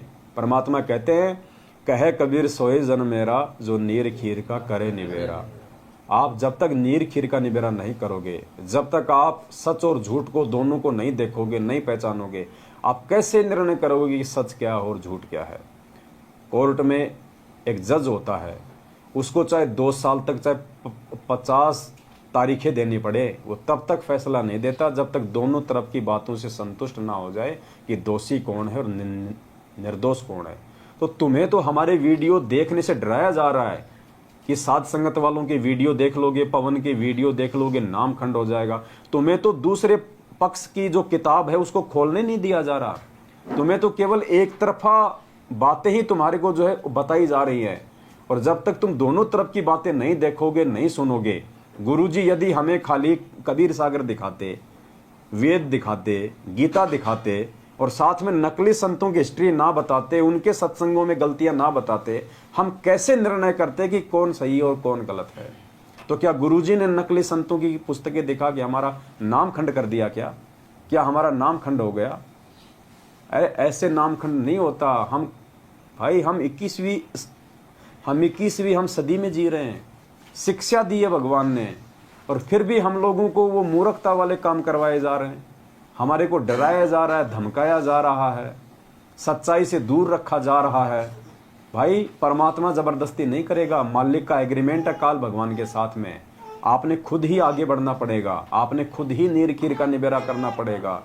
भगवान ने आपके सामने भोजन रख दिया, खाना आपको पड़ेगा। भगवान आपके मुंह में नहीं ठूसेगा। तो हम सभी भाई बहनों की आपसे ये विनती है, ये प्रार्थना है, पुण्यात्माओं, ये समय बार बार नहीं मिलेगा। ये मौका अगर चूक गए, असंख्य जन्मों बाद में क्या पता फिर दोबारा ये भगवान मिले ना मिले, ये भक्ति मिले ना मिले, और ये साथ संगति का मंच मिले ना मिले। इतनी बुद्धि क्या पता उस समय हमारे अंदर हो ना हो, जो आज परमात्मा ने हमारे को दे रखी है। तो इसलिए परमात्मा कहते हैं, यो सौदा फिर नाहि रे संतो, यो सौदा फिर नाहि। तो इस सौदे को आज जो चूक गया, वो हमेशा हमेशा के लिए परमपिता परमात्मा सतगुरु रामपाल जी भगवान को चूक जाएगा। बस हमारी इतनी सी विनती है। बाकी निर्णय आप सभी भाई बहनों के ऊपर है। आप जानवर नहीं हैं, आप जी भी खाना खाते हैं, आप जी भी अन्न खाते हैं। सही गलत का निर्णय आपको भी करना आना चाहिए। हर चीज़ परमात्मा आपके सामने पेश नहीं करेगा, वरना फिर क्या मतलब रह जाएगा 27 साल से ज्ञान देने का। अगर आज भी भगवान हाथ पकड़ पकड़ के आपको अगर सच्चाई के पाड़े में बैठाएगा, तो फिर उनके सत्संगों का महत्व क्या रह जाएगा? सत्संगों से फिर हमने क्या सीखा, क्या अर्जित किया?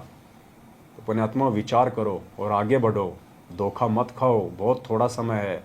आने वाले समय में ना आपको ये वीडियो सुनने को मिलेंगे, ना आपके हाथ में मोबाइल होगा, ना इंटरनेट होगा। सब कुछ बंद कर दिए जाएंगे। घरों में कैद होके रहोगे, जैसे कोरोना काल में 3 महीने तक कैद होके रहे थे। उस समय रहोगे, फिर कोई हिम्मत बंधाने वाला नहीं मिलेगा, कोई सच्चाई बताने वाला नहीं मिलेगा। ये हिम्मत परमात्मा आज सात संगतियों से हमारे अंदर पैदा कर रहा है, ताकि उस आगामी विनाशकारी समय में हम डगमग ना हो, हम संघर्ष करें, भगवान पे विश्वास हम बनाए रखें, तब हम सफल होंगे। वरना काल भगवान का जो कुचक्र आगे चलने वाला है, देख लेना, त्राही त्राही माम होगा, त्राही त्राही माम। ये दुनिया ऐसे जेल में बैठे हुए संत रामपाल जी को भगवान नहीं मानने वाली, दुनिया को बंदर दिखाएगा परमात्मा, बंदर। तब दुनिया को एहसास होगा कि हाँ ये परमात्मा है। सत साहिब बंदी छोड़ सतगुरु रामपाल जी भगवान की जय हो। सत साहिब।